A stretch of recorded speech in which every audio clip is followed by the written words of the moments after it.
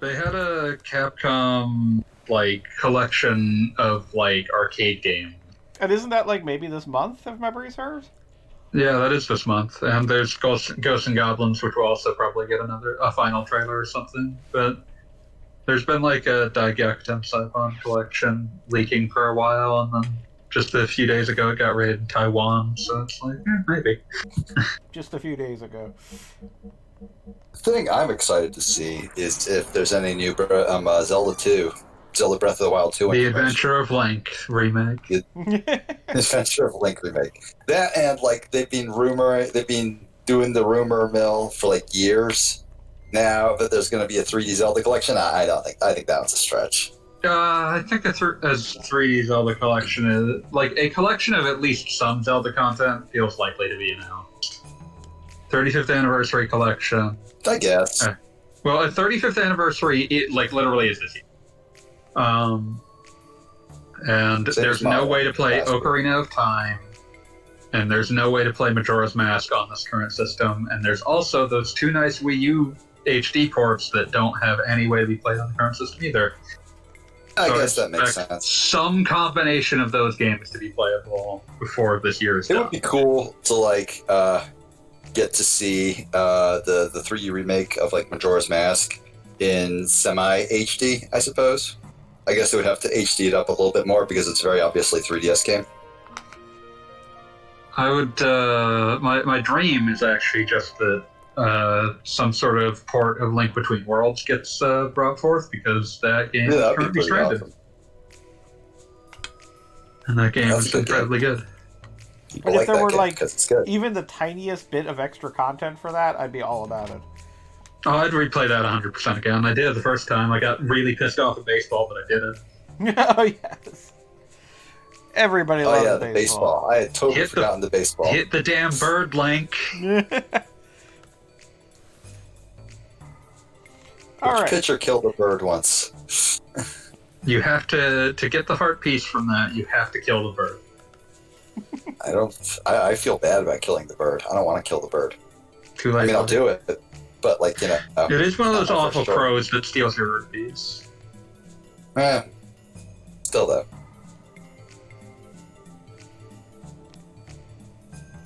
I'm just remembering how much I love a lot of the normal Zelda bestiary has slightly different names than Majora's Mask, just because it's Termina and they're all weird there. Is that where Choo Choo's first came from, or whatever? I believe that is their first incarnation, yes. But there's also things like Bad Bat. It's we couldn't call them geese because this isn't Hyrule. They're awful and weird here, so they're called Bad Bats. Bad Bats is perhaps the greatest name for a video game enemy in the history of names of video game enemies. It's a bat, and it's bad. What more do you want from me? I mean, you know where you stand.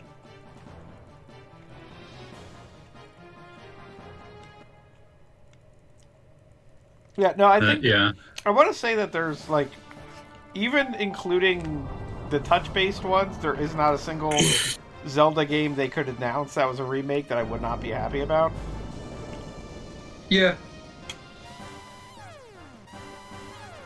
Because, I would also just take that long rumor, but I don't necessarily believe in Skyward Sword re-release. I really like Skyward Sword. I really like Skyward Sword, too. Pretty good. One of the main reasons I haven't replayed it for the FGC is that I'm damn convinced that it's going to be remade the minute I start that.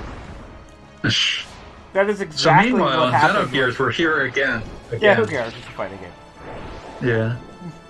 But yeah, I would like to play that again because I think it has one of the strongest, I feel like the town of Skyloft has more character to it than just about any place besides the side of Terminal.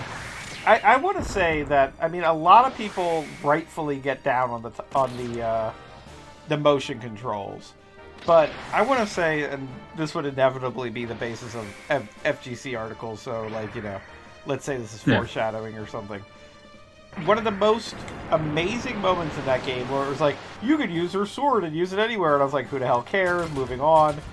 when I went to one of the caves and a selection of bad bats started swooping on top of me, and I didn't have to position Link just right to like figure out a boomerang or whatever. I just basically swiped up and batted them. I batted the bats, and it was like the easiest time I ever had with a bat in a Zelda game. Yeah, no, that was really good. Like, there were a lot of weird problems in those motion controls, but there were a lot of places where it was like, why isn't this in every game that has ever existed? Really, one of my favorite things was the silly thing in the, spoilers, the silly thing in the final boss fight where you're, like, competing for Skyward Stripes. And, like, as he's charging, you can actually, like, steal them from him. Yes. Yeah, no, I really like that. I think it has a really strong cast. I think that, in general, the actual, like, dungeons and exploration are really good. I understand why a lot of people don't like the motion controls, but they work very well for me, so... Yeah, no, I mean, there were definitely problems, and I did not appreciate some of the bosses that were, like, basically, like, Simon Says with, you know, now you're supposed to slash sideways, now you're supposed to slash horizontally, like, those kind of things. But in a lot of cases, it just kind of was like freeform. There's something on the wall you have to cut, and I'm just moving. Mind you can't see me moving the controller right now as I'm playing Xenogears, but just like a little diagonal slash. Xenogears ain't reacting to you how you're. No, it does not care. It's disgusting. But yeah, like it's also just like you could have conceptual, like. You see some boss fights that start breaking the mold of how Zelda boss fights had codified since Ocarina of Time at that point. But also, like, when I think about that game, I always end up thinking of things like the Ancient Cistern, which is one of the strongest dungeons they ever did. Or thinking about, like, the absolutely hellish implementation of the hand in the toilet in that game and how it ties into one of the game's weirdest side quests that I love with all of my heart. Listen, any game where you can, like, cause one of the characters to just be haunted by the hand in the toilet forevermore is worth a lot. Look, it's extremely important that that one kid suffer being being possessed by a ghost that just wants to fuck with him forever. It doesn't even want to fuck with him, it loves him. So it just wants to fuck him, just no with. Yeah. I mean, you compare Termina to Skyloft, but it's kind of funny because they both kind of, like, everybody there gives off a very weird vibe, and it is amazing. Like, yeah, because everyone feels individual in Skyloft, which is why I think that it compares well with Termina. All of them are weirdos in both games, but they all feel super individual. Yeah, like, I'm trying to remember, it's been forever since I played this game, but I can still remember, what is it, like, the one bizarre woman has, like, a really obvious crush on Link? It's even better than that. It's Beatrice, I think, is her name. But, like, it's even better than that because she develops a crush because you keep coming back to, like, because every time you need to mess with, like, parts of your inventory, you have to talk with her. And every time you talk with her, she, like, gets more interested over time until she finally asks, "Are you interested back?" And if you say no, she gets very disappointed and she's a little sad every time she talks to you for the rest of the game. I mean, yeah, that's a punch in the gut. That's a punch in the gut. And she takes it. That's a punch in the gut, and she takes it like a champ. She takes it in a way that is fairly reasonable. Like that's how someone would react to that. But you know, it's one of those things. Like it just it gives that extra bit of character to that. What would be someone you talk to just to, you know, have the chance to like mess with your inventory. That was also the first time that they like. Breath of the Wild kind of continued this idea of, like, giving, like, options to sort of define Link a little more broadly than heroic, because, like, they give you actual dialogue options in Skyward Swords, and a lot of them are, like, heroic, uninterested, and, like, stupid/lazy. So yeah, I don't know. Ah, yes, the true morality on my grid. Chaotic lazy, chaotic heroic, and chaotic stupid. I maintain that Link at all times should be portrayed as just like a chaotic force of nature that shows up every 100 years in Hyrule. Every player character. That's just put the cart protagonist. Just make a Zelda game where they put the cart before the horse, and it's like, oh god, every time a Link comes back, it means something horrible is going to happen. I hate seeing this boy. Every time one of those guys shows up, it's just everything's bad. The one time somebody didn't show up, the world ended. So that's all they need to know. One thing I want to see, everyone's familiar with the old the Dalai Lama choosing thing, where it's they chose the previous life's treasured object. I'd love to see them doing that with potential links, but they just put pots in front of the link, and whichever child one starts throwing them before they can explain what they're for. Yeah. like these pots, and it's crash, crash, crash. It's well, we found him. Put a green hat on him. I love that. But yeah, I love Skyward Sword, and I'd love to see it come back. I love. Oh man, I talk about this every time this game gets brought up, but I love it so much. The Beetle Sky ship. Oh yes. Where he's just pedaling furiously at all times. And if you fall asleep there. It's not even just if you fall asleep there, although that's really good, but if you go in, look at the wares, and say that you aren't buying anything, he just throws you out. Because you made him pedal even harder. What? He's got a trapdoor to just dump you, right? Yeah, he just dumps you through a trapdoor because you made him pedal even harder for no reason. You didn't even pay him for it. In thinking about it, just not to interrupt Beatles' good times, but in thinking about it, if they were to do a remake of Skyward Sword, the one thing that I'd absolutely demand is it's alluded, and spoilers, but it is alluded to in the ending with the images and everything. Zelda basically had her own quest where she was completely ahead of you. Going through all the that's not even dungeons. just alluded to, that's straight up in the text of the game. Well, I mean, it's in the text of the game, but then the ending shows you some images. It gives you some idea of what it was. Yes, exactly. As opposed to just the typical, JRPG, everywhere we go, somehow these people are ahead of us, and we have no idea how that works. But they actually give you the idea of it actually happening. I would love for that to be playable as, the, so to speak, Bowser's Fury part of it. That's my favorite. That's one of my favorite incarnations of Zelda as well. Oh yeah, no, absolutely. She's just a good character in that one. I feel like that was the first of a run of multiple good Zeldas in the franchise. Because after that, we obviously got Breath of the Wild Zelda. I've talked about a lot. She's got issues, but they kind she's of a good character. Yeah, that's what I was going to say. Was that it felt like. People would like to play as Zelda, and I still think that should happen. But I do appreciate that, after all those years, they were... Is that the Breath of Fire 3 save logo? I think it might be Breath of Fire 4, but regardless. Oh, maybe. But yeah, it looks like a Rico. Mm-hmm. But it felt like they, at the very least, took to heart the idea of, she doesn't have to be just a perfunctory part of the story. She can actually be someone who is doing things for her own reasons. And, it feels like they've gotten better at that. I appreciate the...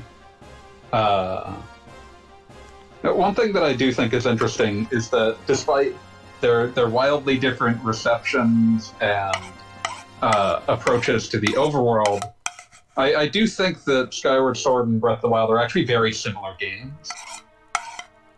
And, Agreed. That Skyward Sword definitely paved the way for what they were going to do with Breath of the Wild. But it feels fitting to me that they are directed by the same person. So it's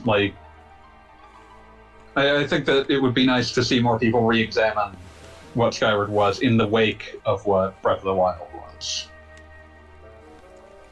I mean, Also, my ideal Skyward Sword remake, Mhm. and this is absolutely like pie in the sky what I would love to see, but I would love to see it somehow worked out that the sky is not just a sea of clouds, but actually over the overworld, so you have a better sense of place other than like going into That random might be cyclone warps. that might be just straight up impossible. I was about to say I'm not I certain think that there's it could ways work. to make it work, but it might actually make it bigger, which might be a problem. Yeah, There is that, yeah, like but even just a matter of like giving it like scaling it would obviously be a huge thing, but just a matter of I never really felt like the sky in Skyward Sword was something other than a place to like not unlike the castle of Mario 64 where the various tornadoes were basically like the portraits. Like it Mhm. didn't ever feel Oh, you're pretty much 100% connected. And I would love to see Mhm. something that like rectified that. That'd be interesting, although that would go far past what I would assume that a Skyward Sword I was HD about would to say, be. there's no way they would bother to put in the effort to do that. It's not even so much effort, like it's just like it would be so much of a like you would have to be justifying that by doing everything else to the game at that point. But one thing I do like about the directorial thing is just that it's very funny to me to look at the work history of the director of Skyward Sword and Breath of the Wild, because he started out at Capcom, and like his last non-Zelda related title is Magical Tetris Challenge. well, that's quite the shift. And then the thing is, he was at Capcom and was put as the director of the Oracle games because those were Capcom to them. Yeah, And that's how he like ultimately transitioned to working at Nintendo. Because like he was the Capcom Zelda guy, worked on Four Swords and Minish Cap, and then like he did like secondary direction on Phantom Hourglass, and then it was just like, oh well, you just work at Nintendo now. Good day. Thank you for working on Zelda games. You seem trustworthy. Here's more Zelda games, and then he you ends seem up, like you've got this sort of thing figured out. and so that's how he ends up as the director of Skyward Sword and Breath of the Wild. It's kind of funny to me that it's just like, well, you were at Capcom, and then those Capcom Zelda games happened, and now you aren't anymore. This is Wise Man. Yes. He might be a wise man, unclear. And that is definitely, I think I've mentioned this before, but for years I thought that was just like a single eyeball, but it's just like the profile of the eyeball. Yeah, no, because of that, like my brain, even though it's clearly not supposed to be, my brain always sort of sees him as sort of fish face. Yes, exactly. No, that's definitely what I'm seeing there. Like basically, you're just talking to Big Mouth Billy Bass in a cloak. I mean, And yeah, he's just as useful.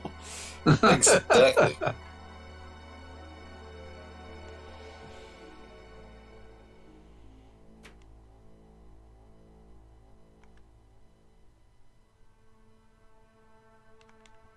And Faye learns his father's true name. Khan. Con! Yeah, you knew that was coming. It had to happen, so I just wanted to get it out of the way. Khan Wong.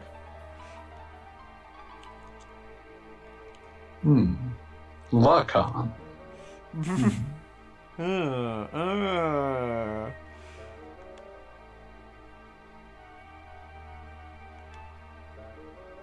Oh, I forgot that Faye's mom's name is Karen.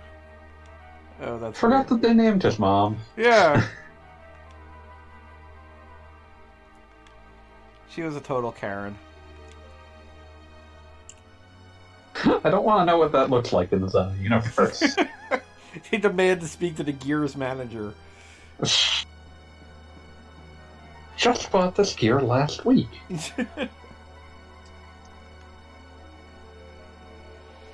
I like that, like, completely randomly, a dude in a cloak shows up and then just reveals Faye's entire childhood. Like, this is just a normal thing that happens, and, like, our good friend Hammer the Weasel is just standing there like, alright. I forgot what Faye's name was, and now I know his mom's name. He's just watching politely. I mean, you know that, like, he forgets Faye's name, right? That's why he calls him bro all the time. Yeah. Like, it's like, hey, bro, what's going on? Hey, bro. What's up? Dude, what's up? The weasel that forgot your name. So anyway, any further choices on Smash Brothers for tomorrow? Like, if we record somebody getting the winning guess, then it's totally, like, there forever. Then we totally call Well, it. then I can. Let's just name every character that has ever existed. The one that I keep seeing people begging for on Twitter is Sora from Kingdom Hearts, and I understand That's absolutely not happening. Disney would not be willing to deal with it. And the urge, he is a very beloved character, and they are not wrong for loving him. That said, fuck them all, I hope they die. Wow. Look, I don't even think we're going to get a me of Sora. Like, that is, like, a super Like, level Disney would not want to relinquish that control. Disney would never, ever, ever allow anybody to play with any of their toys. They're fucking Disney. They only let you play with their toys if they own the entire toy box. I'd also come to think of it, didn't Nintendo literally just open up a theme park They did in with Universal Studios Japan? Yeah. Like, I'm pretty can't wait sure... for Popeye to be in there as well. I don't think that necessarily would affect the purchasing decision. The decision to, like, have a working relationship with Disney, because Disney makes video games, and those video games do go on systems. I mean, I think it There's was... lots of birds, and they all gotta eat. Yeah. I'll be right back. Yeah, no, I could completely see Disney, like, holding a grudge where it's like they're even approached, and it's like, no. Should have gone with us, buddy. It's like, well, you wanted a train? Whatever. Yeah, no, I mean, I will be the first to say that I would be excited to see some Kingdom Hearts representation of practically any kind. However, I mean, like, they didn't even give Cloud or Sephiroth their, like, Kingdom Hearts costumes. I don't think it's happening. That does remind me that I just put in an order for Melody of Memory, because it was $20 off on Amazon. Oh, yeah. No, I if you enjoy the music, I recommend it. Oh man, I love Kingdom Hearts music. And also, if you enjoyed Theater Rhythm. And I did. So then it's there like, you go. this game is for me. Yes. No, it isn't. Plus, I can watch 5 minutes worth of plot. Legitimately... I was gone for a second there. We're talking about which is Kingdom your Hearts. guys' predictions, if any? We're just talking about Kingdom Hearts Melody of Memory at this stage. Of course. But, yeah, no, it back to Smash Brothers. Like I said, my thinking is that I already made mention of this before the stream started, but as I'm playing Xenogears here, I would absolutely love to see Xenoblade 2's whatever that dork was, but he can summon other Xeno characters for weapon poison. Pretty cool choices. if the dudes from Xeno, what the fuck was it? Xenoblade Chronicle.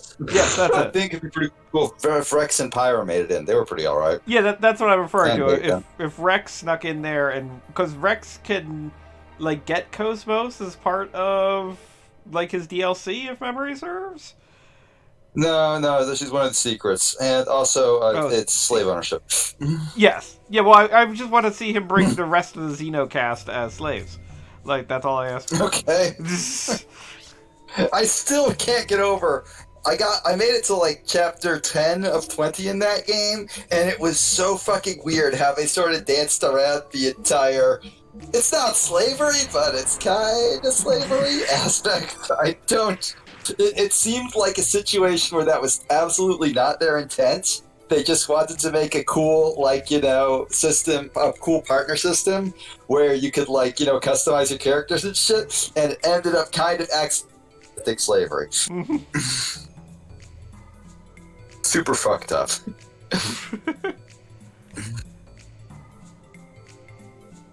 Beats, what's your choice for tomorrow?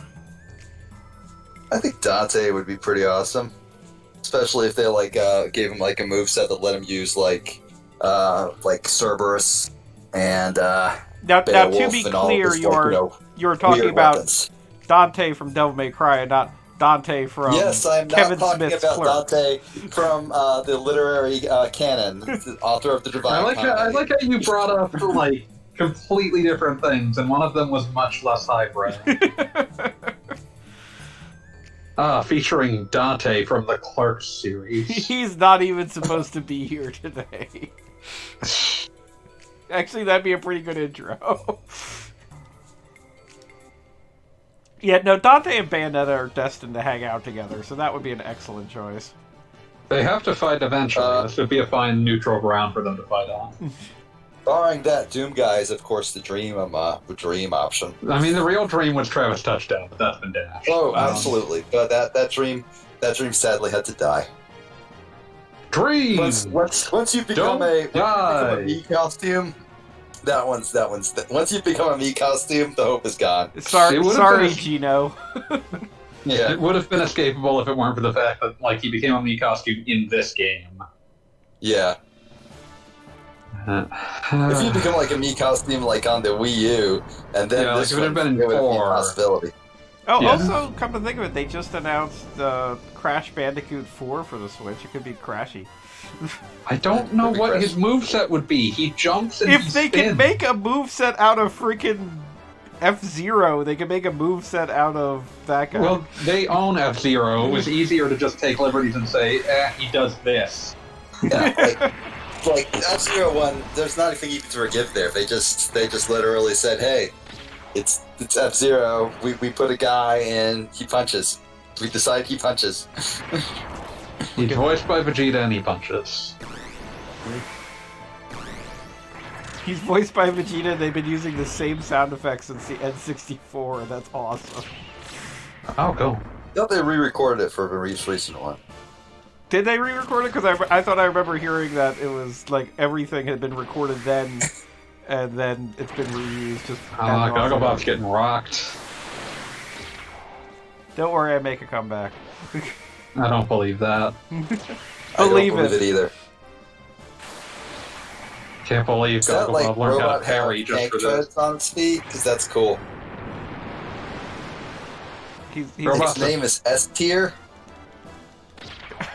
Actually, that's hilarious. You were victorious. He's the You top. defeated. He's the top guy, and his name's S tier. That's awesome. I'm still genuinely shook by the knowledge that this game has virtual on as a game mode. It's actually much closer to Battle Arena Toshinden and everything that implies. So what you're saying is it's extremely bad. Yes. Yeah, no, that was what was meant to be communicated. Remember Battle Arena Toshinden 4? Yes. I try not to. It wasn't in this country. It was only in Japan and Europe. Only they were the true Doom murder heads of Battle Arena Toshinden. Knockout! How do you knock out a robot? But if you kill the pilot, technically it's being knocked out. Go have a G Gundam about it, okay? Wait, how do you block? I will become Super Asian. I thought for a second there you said I will become super racist, and I was like, no, don't do that. But then I remember that there's a character named Super Asia, and was like, oh, okay. Technically, he's named Master Asia. He just says that he's going to become Super Asia. All right, never mind. Everything about... Wait, this is multiple rounds? Lame. But everything about that is just amazing. He's got his own horse Gundam. Why does the horse pilot a Gundam? That's still one of my favorite things in anything. Like when... How does the horse know what to do? Have you not seen it? Have you not seen G Gundam? I have seen G Gundam. Okay, the horse knows what to do, but it also hates the process of doing it too. Yeah. But we made the horse pilot a giant robot. The horse fucking hates it. Oh, it does. It absolutely is not happy anytime. Put on the your pilot skin actually- suit, horse. Yeah, like when it has to get into the pilot suit, it like starts panicking. It hates it. I mean, horses panic when they see a leaf. It does not That's have just good horses. time. But one of my favorite things Forget it, is like Jake. It's horses. when Turn A Gundam is referencing as many other Gundams as it could at the time. One of the things it does is you see like the blueprint for the horse Gundam just flash by on a computer screen.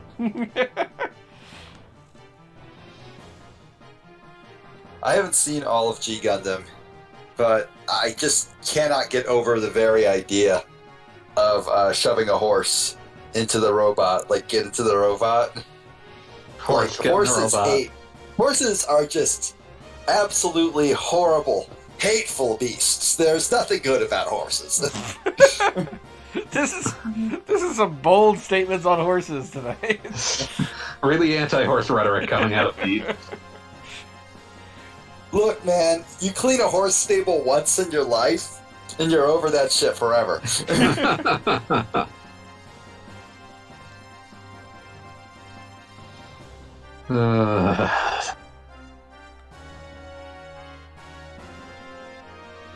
So incidentally, in Xenogears, we beat Blanka. Hooray! He apparently injured himself Blanka. while he was hanging out in the sewer, and we beat him. Okay, no, I'm gonna give my actual guess for who the tomorrow's Smash character will be, and it's gonna be like super outlandish. They're all gonna be like, "Be quit fucking around." I mean, I don't think anyone predicted Sephiroth, so there you go. Nobody predicted Sephiroth, but That's why it was beautiful. so in the spirit of like shit that will never happen just happening, which seems to be the status quo now, I'm gonna go with Master Chief. There you go. Mr. Chef. And if I pronounce it wrong enough right now, I can claim I was correct if it turns out to be Cooking Mama. I don't know how you managed that, but good luck. An ice climber duo of Master Chief and Cooking Mama. It's maybe the worst thing I've ever heard. You know, if it's Doom Guy, they're gonna like throw in a nod to him and Isabel being best friends. They can't not do it. I mean, they both released on the same day. They're super best buddies. Everyone knows it. Oh, they're absolutely pals.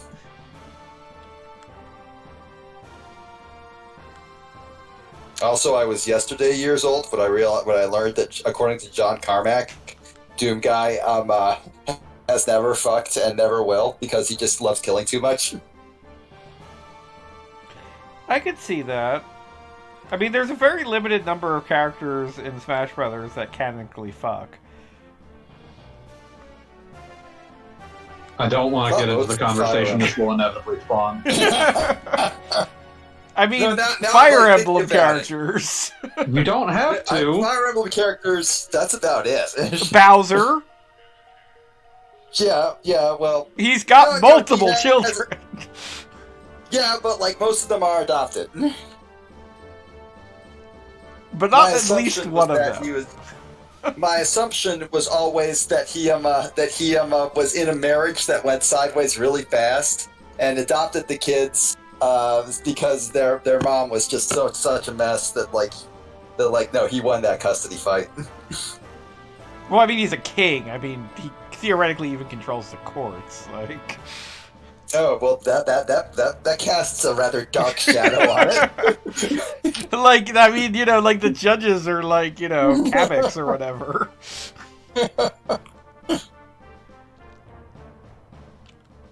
Let's not consider that one further. I guess technically Cloud. It depends. I choose to believe that Cloud got through the whole of Final Fantasy VII, even where it was really strongly implied and just like literally doesn't even know how to take off his own pants. That makes sense. Like, it's one of those things that like Tifa really doesn't want to draw attention to it, and Aerith just didn't stick around long enough to find out, and like that's the end of that. But she died. Oh. Spoiler alert.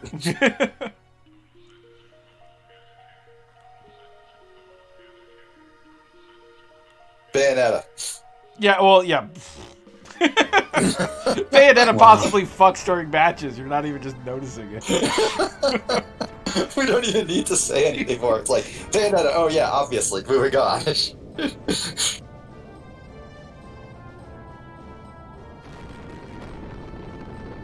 Let's see here.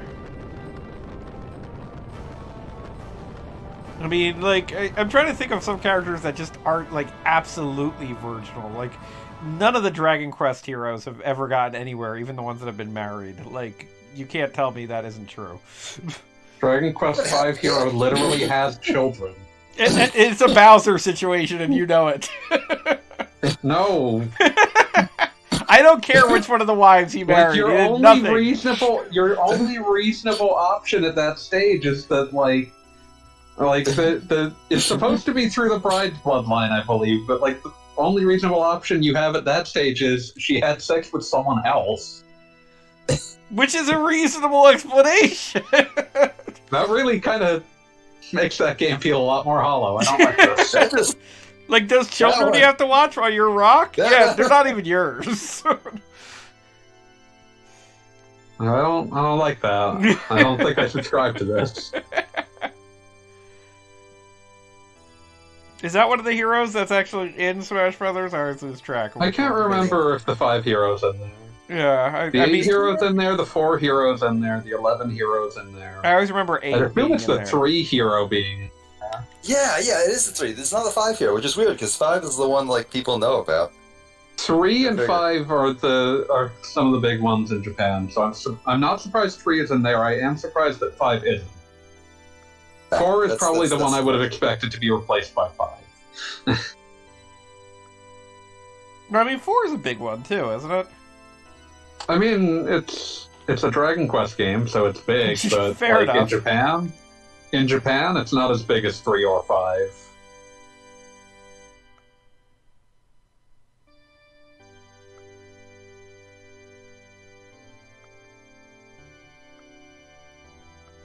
Alright, I am now opening up the actual Smash Bros. Website just so I can, like, is there a refresh way my I can memory. stop this? Okay, No, Mario, you can't. Luigi, no. Samus is an edge case, but I feel like Samus is one of those weird situations where... Samus is like married to the job. Well, she's married to the job, but Samus doesn't talk about her personal life on when she's on the job, and she's always on the job, so, you know. I mean, I there's no way of maintain knowing. that the woman was raised by birds, and Falco's right there. No. Falco definitely doesn't. Fox might. Fox wants to, but can't. Falco doesn't, but could. I believe this is borne out by the relationship both have had. Yeah. Pete, you're the authority on whether or not Fox fucks. Let's face that fact. Look, it is reasonable to assume that Fox has. That said, I don't think he found what he was looking for in it. Had, but didn't enjoy it. Oh, he probably enjoyed it. He just, felt empty afterwards. Okay, important question and tying it back to Zelda lore. Does Ganondorf fuck?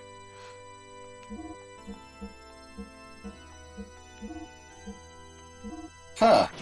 I mean, that's like a genuine question, right? Because he was raised by a society by of the warrior Gerudo. women who have terrible sexual practices, is my understanding. What information we have is not the... Look, we're going by Breath of the Wild rules here because by then they just had basically come to. You've been from Ocarina of Time era, though. Yes, that's the thing. Is Breath of the Wild, they've determined that they can have sex field trips, which is just fine. But in Ocarina of Time, not even sex field trips. It's much more just like they go out into the world. If they meet someone they like, they stay with them. Well, that's how I would describe a sex field trip. I mean, yeah, but they often talk more. The problem is that the phrase "sex field trip" just sounds like sex tourism, and that's much worse. Yeah, It has a lot of loaded implications. That's why I'm going. No, please don't just say that. I forgot that this bartender was named Latina. That's not good. That's quite the name.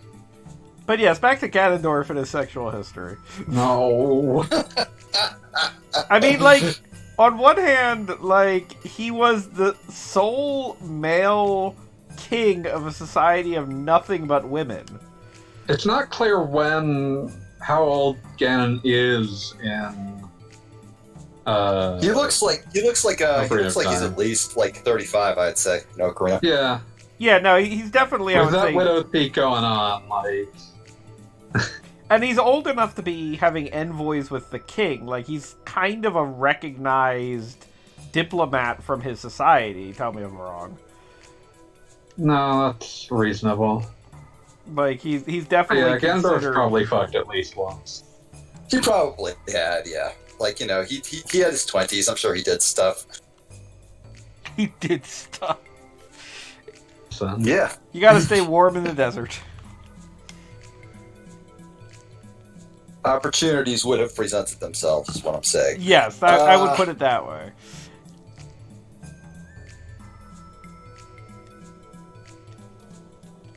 Now, Donkey Kong, I would say, has never gotten laid. Good. He's a monkey. Well, that... We cannot apply human morality to monkeys. And if you want to look at, like, Diddy and Dixie, it's pretty clear that the gene pool is like a freaking waiting pool at this point. So I'm pretty sure Donkey isn't going anywhere in that regard. Like, Donkey just, like, rolls up, I mean, literally rolls up, and there's, like, the exact Donkey Kong, but with, like, a ponytail, and he's like, nah, I'm moving along.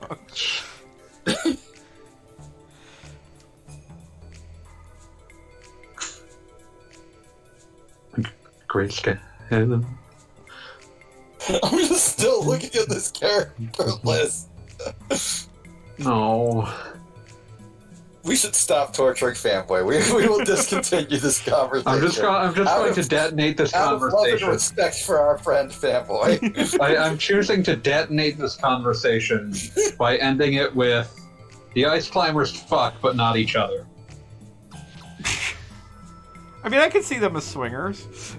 Like, I Sure, feel why like not? they have a really deep, intimate relationship between the two of them that they also feel They like, don't- you know, they can do whatever don't- they want within that. I'm just imagining they don't hang out outside of work. that Nana and Popo, That would be Nana and amazing. Popo seem like they're pretty good homies. Yeah, Even if no. the relationship isn't sexual. Those two, in my opinion, like, absolutely, like, they will die for each other, like, quite literally. So They'll die for each other, but they don't hang out outside of work. Okay, well, they're always working if they live on an iceberg and they want the climate. But speaking of Like, which, at that are there, point, like, work-life balance is pretty, like, lopsided. are there any other humans in the Ice Climber universe, or is it just, like, polar bears wearing sunglasses? You gotta live with your polar bears. We don't have to love polar bears, but we have to live with them. We're just going to assume the Nintendo Extended Universe. Palutena definitely does. Little Mac might. No, Little No. Mac, like that's something that he definitely is much more aware of than, like, the likes of Mario and Luigi, but by the same token, like, I feel like Little Mac is, I mean, complete with the fact that he is named Little Mac, I feel like he's the exact kind of guy who doesn't feel like he deserves happiness until he has achieved some goal, like becoming the champion boxer, which he has not yet. And, like, he is somebody who is going for that, and he feels like he will get there eventually. And unfortunately, it's not, you know, a guarantee that he ever will get there, but he tries. I think the canonical ending of one of the Punch-Out modes is that Mac died in the ring. I don't think he died, he just retired. I don't know, Like- that final scene of, like, Doc just walking through, like, essentially a shrine, and just, I mean, that's- you know, saying, you did it, Mac. That's pretty dark. I don't know. If you want dark, you want, like, no Joe ending. This was not that. 99 losses and 1 win. Also, Jeannie said in the chat, presumably about Smash characters that should be in there, was asking for Zagreus from Hades. No, that'd be crazy. That'd be wild. I mean, yeah, but if you're gonna do that, you might as well just put Karkat from Homestuck in there. I mean, same character. I mean, Namco has experience with Homestuck, but they also don't want to acknowledge that they do. We will never know how or why Namco High existed. No, I know exactly how that happened. Like, they had that shifty look, like, webcomic imprint, and they, like, that place was allowed to exist as long as Namco of Japan had no idea what it was. And then the second that they became aware of what it was, they were like, why the fuck does this exist? the second they knew it had happened, they shot it in the head. Like, it was founded on the principle. Shifty Look was founded on the principle it's easier to ask for forgiveness than permission. You're doing what with they this had dog the now? Dr. McNinja guy, Chris Hastings, who is a very, very cool person from all accounts, do an entire comic, like a full-length comic about fucking Galaga.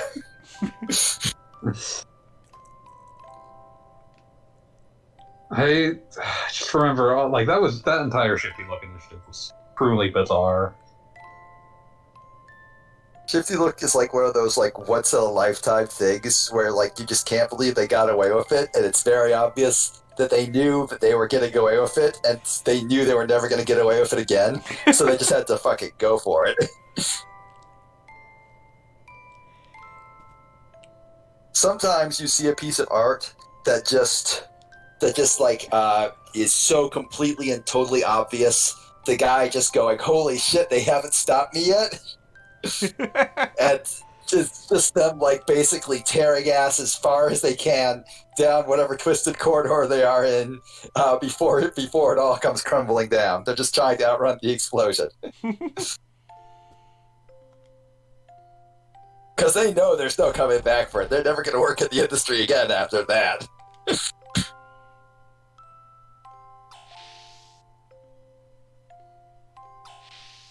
So anyway, Rico's tragic backstory, moving on.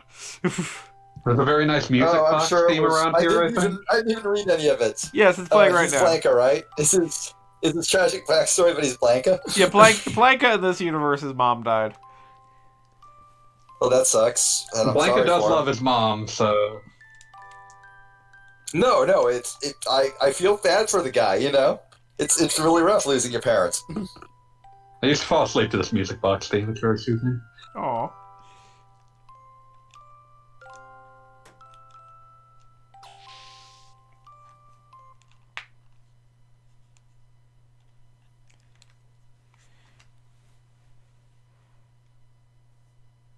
The real reason I'm looking forward to the Smash announcement tomorrow is so I can update the Smash characters' relation to alcohol tier list. Oh, I thought you were just going to say because you were looking forward to getting pissed off. Oh, yeah, that too. I'm always ready to get good and mad. I don't care who they announce. I just want them to do another parody with Donkey Kong in his little jungle hut and somebody shows up pranking him. And like faking out again. Yes. Like yeah, another fake out. It's the only way they can announce some goofy Duck Hunt Dog character. fake out to lead into Banjo was really good. Yeah, no, that was fantastic. I mean, just the fact that they did a parody of their own announcement, like, that was pretty amazing. Yeah. I especially love the fact that, like, King K. Rool apparently just hangs out with Banjo in their hut, you know? Donkey Kong, yeah, it's just like, well, we're not fighting over bananas right now. Yeah, like You want to chill? Turns out you can just go get bananas, so we're not going to stress. Turns out they sell them at the store. They're actually cheaper than making a giant robot that blows up Donkey Kong Island. I don't think Donkey Kong knows how to use money. Donkey Kong doesn't, but K-Rool might.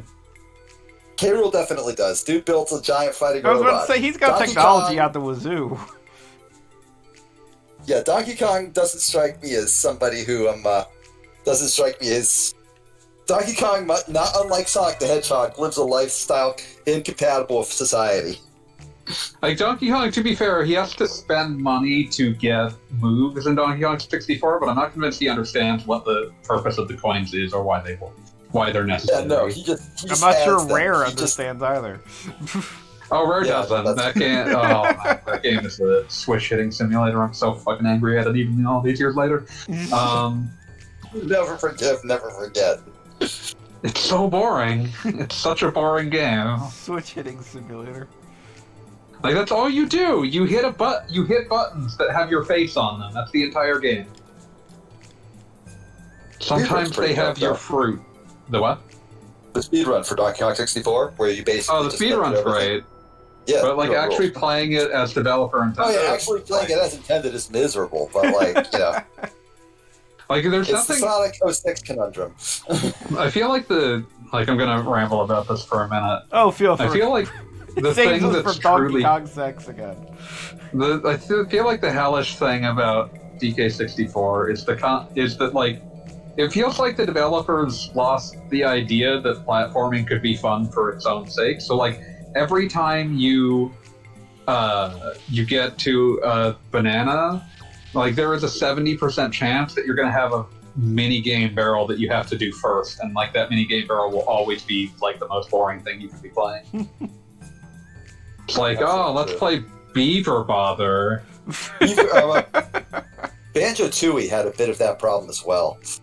Banjo-Tooie, though, is much more into like the problem with Banjo-Kazooie is that it only has one way it can reward you, so like really complicated jiggies can't actually reward you any more than normal ones. So like you'll get a jiggy for just like beating a boss, but then sometimes you'll get a jiggy for interconnecting 4 different levels and doing objectives across all of them. Was there a lot of parts in Banjo-Kazooie where it's, you want to get this jiggy? The red ones are worth 1 point, the blue ones are worth 2, and the green ones are worth 3. Yeah, that is relatively common in Tooie. Yeah, there's way more of those in Tooie than there were in Kazooie, and the game suffers for them because I hated all of them. Those are all just miserable. I think that the actual exploration merits in Tooie are actually pretty interesting. I think. It was ambitious as hell. It's actually really interesting. Like level design and stuff. It's actually pretty cool. But, and I think that the actual way that the levels are framed is pretty interesting as well. Yeah, there's some neat stuff going on in Tooie. Like you get a lot of weird level themes in that. I really like actually navigating it is hellish, but Grunty Industries is like a really interesting level design. Hailfire Peaks is really stupid, but I enjoy it. But yeah, it's just the actual reward structure has kind of worked. And, I mean, I want to say Kazooie, and just basically echoing what you're saying, I want to say there was exactly one jiggy in Banjo-Kazooie that required backtracking. Well, not even that required backtracking. There was one that required what I felt was to be like an extraordinary amount of effort over anything else in the game. And any other... What's that one? In the... What's the name of the... One of the I assume it's in Click Clock Wood. No, actually, the later Bay stage... Rusty Bucket? I think Rusty Bucket, that you have to navigate inside the submarine where there is... where there's all the machinery going. You stop the machinery. That is not Clanker Cavern. Oh, okay, never mind. I got mixed up. You stop the machinery, and then you have to go... Yeah, it's just a really hard platforming sequence. It's a really hard platforming sequence, and it's timed, and if you fail pretty much at any point, it's like a complete death, as opposed to just, you lose time, or you lose a little bit of health, or whatever. Yeah, that got easier with the Xbox 360 release because they took out the note score system, which actually makes that game a lot better. Yes. But... Well, that was just there because they didn't have enough memory to, basically determine which notes you'd gotten and which ones you had. Do a total. Was that a memory issue? That seems weird. I believe it was a memory issue. That's at least what I read. Because that is not like, a lot to keep track of. Yeah, 100. I mean, like, it's just a bit for each note. So, go figure. But, you know, still a very strange choice they made. Yeah, they were better off in the 360 version, where it just like, if you get a note, you have the note. Yep.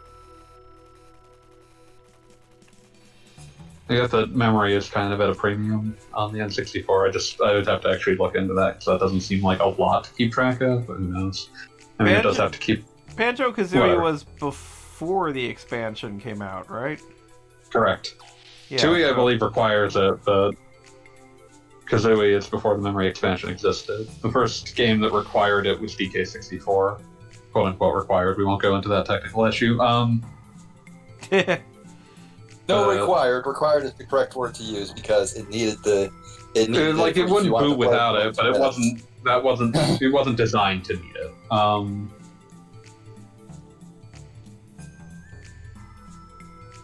But yeah,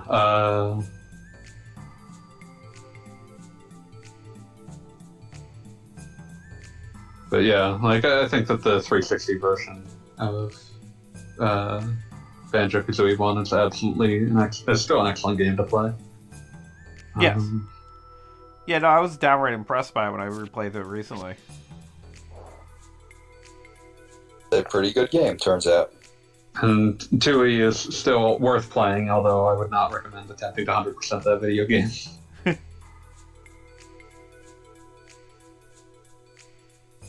I always think about how I never finished it, because there's so much effort goes into the train. I hate the train. Yeah. Chug. Also, at one point, you have to take a dinosaur to. You take one dinosaur goes to Mumbo to like get one thing fixed. The other dinosaur, even though you just took one of those dinosaurs to Mumbo, you put into the train and drive somewhere else so you could take Mumbo from that location to fix it. That's a secret. There are multiple Mumbos. Every Mumbo is unique.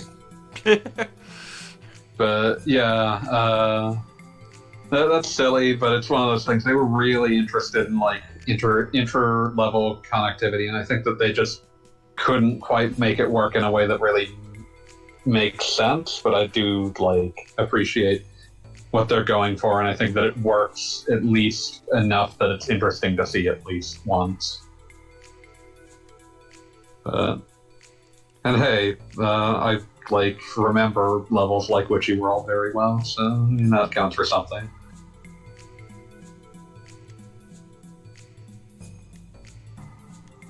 Now, how does Conker's Bad Fur Day fall into all that? That is a game cobbled together from like 3 Frankenstein projects, but I mean, like, if you really like South Park in 1999, like, it plays well.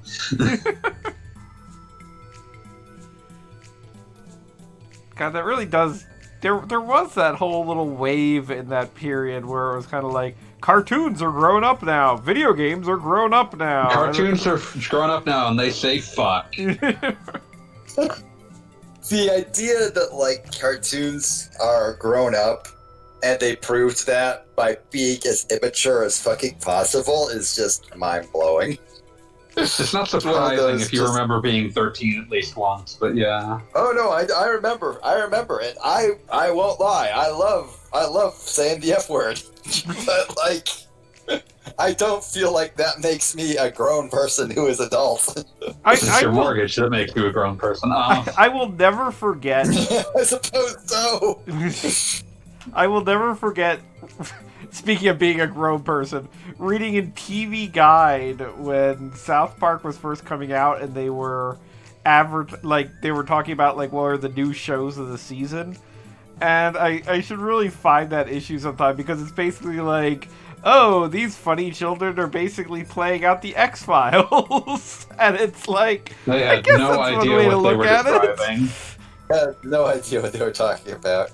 I mean, like, the basic concept there was, I mean, like, the beginning of South Park. Vaguely that. Well, I mean, in the beginning of South Park, there was always something, like, fantastic happening in an episode. Like they had the I mean, the first South Park game is about aliens, so yeah. right, and Pretty sure the first South Park episodes have aliens in them too. Maybe not the first, but definitely like the first few. It was early. Yeah, there's the aliens, South Park, and yeah. there's stuff like they go hunting and there's that one thing with a weird leg or whatever the heck, like a Bigfootish thing. My favorite cryptid, weird leg. Weird leg. It was something, okay? I can't remember things. Look, It's like, fine, whatever its honestly, name the was, less it's you probably remember what about we South did. Park, the better choices you're making in your life. So, I don't think I've ever actually seen an episode, so Really? yeah. I will stand exactly one South Park episode, and that's the one where they like a Die Hard happens at the model village, at the historic model village, and none of the and all of the employees are so dedicated to never breaking old timey character that like even as they like have guns pointed at their head, they can't like acknowledge they know what a computer is. Okay, that sounds funny. Yeah. Like that. It is, I would say, the only episode of South Park that I would go back and rewatch if I felt like watching an episode of South Park. I have definitely seen episodes of South Park where I thought this is clever, but it's like it's always kind of a weird thing where I'm not 100% certain I want to watch it for any longer than 5 minutes. That's fine. Yeah, exactly. Like, I'm not going to pretend that it's like some great gesture of taste. I just found it like ugly and irritating to listen to. So, Yeah, definitely. just part of the point, but also, I enjoy that. But I was going to say something about it. But yeah, no, it was, I can't claim that I like have any sort of moral high ground when it comes to South Park because I fucking love Aqua Teen Hunger Force for Pete's sake. But what I was gonna say was,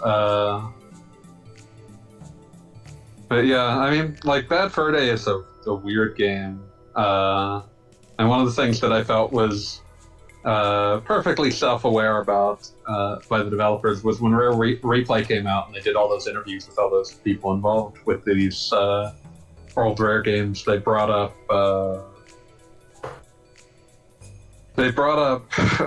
what was it? They brought up Bad Fur Day with its director, and he was basically like, yeah, people sometimes clamor for a sequel, and I'm like, I couldn't make a sequel that would satisfy you at this stage because that's not the person that I am anymore. Yeah. Wait, what? For what game? What game is this? Conker's Bad Fur Day. Conker's Bad Fur Day. It was basically like, yeah, people want a sequel, but it's like, you wouldn't want me to direct that because I can't make that kind of... I would not be capable of making a game that worked as a sequel to Conker's Bad Fur Day anymore. It's one of those situations where it's like, yeah, no, it turns out I grew up. Who knew? Turns out I'm 40 now, and I don't really feel like making that anymore, and I wouldn't really be able to make it in such a way that you'd be happy with it. There's a poop monster you can pee on here. You can't pee on the poop monster, you throw toilet paper. So what you're saying is we need the crossover between Conker's Bad Fur Day and Death Stranding. There is like a monster that you pee on in Bad Fur Day, but it's the fire monster. Thank you for correcting my inability to remember Conker's Bad Fur Day. No escape. But no, I was going to actually say they kind of did a sequel to the poop monster bit in Mario and Rabbids Kingdom Battle, by which I mean they did a fight where you're like the boss is singing a lyrical song at you about yourself and him in that same sort of pseudo-operatic style. Interesting. Not the not that's to the connection to Conker's Bad Fur Day is not the first one I would make there, but interesting to say the least. Well, I bring it up because there were, I believe it was like one of the same composers. So it was like, oh, you kind of went back and did a version of that you could actually have children watch.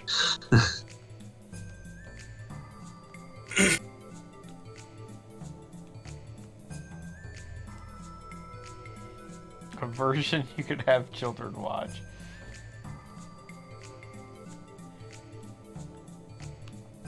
Conker's just, kind of okay third day. Conker's not that bad for a day. I mean, it is kind of funny that they did still wind up re-releasing the whatchamacallit, the Donkey Kong racing game, but they replaced Conker in that, didn't they? Yes, I believe. Really? Yeah, Diddy Kong Racing DS removes Banjo and Conker and replaces them with like Tiny Kong and some other Kong, probably. Another one. I didn't actually play DS because I didn't. And, I believe they also removed the offensive stereotype Indian accent from the elephant in that version as well. Oh, good, because Yeah, I well, bet good. when I booted that up again on N64, Like every time I boot really? that up again or look at it again, I'm like, I don't like this. Also, hi, Calscope. How are you? Yes. Yo, doing alright. Good day to We're welcome and talking welcome about to you and Rareware your for some keyboard. reason. Well, that's just because he missed the earlier conversation. Oh yeah, so we Yeah, were like, discussing who do you want to exactly be in who has Smash sex in the tomorrow? Smash Brothers. Doom Marine. Same. See, Calscope gets it. Thank God. Doom guy. I've been waiting for Doom Guy to come out since I don't know, since those rumors started swirling that he might be in. A year and a half ago. Yeah. I was like, man, that would be tight. Apparently he's at the top of like a bunch of character plans. Character polls, yeah. Yeah. I mean, he's been a solid part of those things mean gaming less than for. nothing, so it doesn't really mean anything. Doom Eternal just made its way to the Switch. So there's a chance. And Doom came out in what, 93? Original Doom, Yes. Like, that is a solid part of gaming.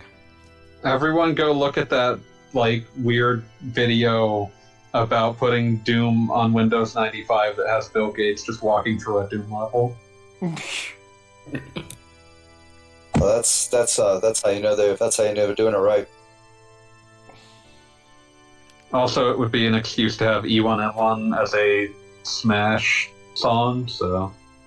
That would be fantastic. That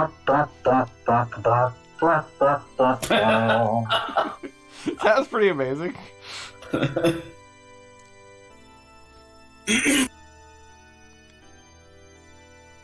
I love how many times the Doom music has been just utterly destroyed by hardware. Like, the entire 32X Doom soundtrack is hellish. And everyone should hear it at least once. That was the main version of Doom that I had for years, was the 32X version. So you're Poor familiar with the Oh, yes, I weird am. RoboFart version. No, I think it was a big factor in me being like, oh, this is Doom? Okay, this sucks. Moving on. I'm kind of like thrown by the term Amazoness, as though like, because like that's traditionally a I was going to say the feminine word, Amazon. and it's like, isn't Amazon already? Yeah, Amazon is already means implies female. Why Amazoness? They were trying to differentiate her from the at the time popular bookstore that had just appeared online. Yeah, in 1998, everyone was thinking about Amazon.com.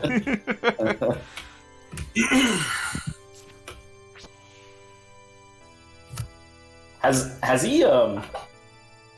Hammer talked about his mad skills yet, or I don't remember Not when yet. in the game that is. Okay, all right. We'll let you know what his band Every skills day. manifest. Oh, it's Master Splinter. If we're It's Master Splinter. if you guys are streaming and I'm not on and he's about to say it, I want somebody to be. He's about to say it. I can't stop staring at the 3 pixels of cleavage they gave that one woman in the middle of frame. She's kind Also, of why isn't she wearing pants? Even in her home dimension, her outfit is impractical. So sometimes you're an Amazoness, and you have to represent.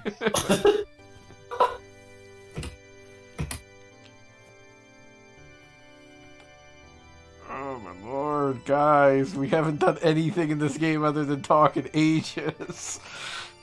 Please, video game. I just want to play video game. Please, video not game. even- Let me play the video game. No! Words It's only! fine. We It's not literally even- haven't. How far are we into this tonight? And we literally haven't had an actual It is- battle. We're at like Started, 75 at least minutes. a little over an hour ago now, and you did that little bit where you kicked the robot with the other robot. Yeah, we did the fighting since game, that's We which did is the bad nothing but fighting work. mini game. Yeah, But we haven't but- done a proper like that RPG fighting combat. minigame, yeah. that is absolutely at best a mini game, and like it doesn't count any more than playing rock paper scissors. This... Her Dan. What do you think he's doing?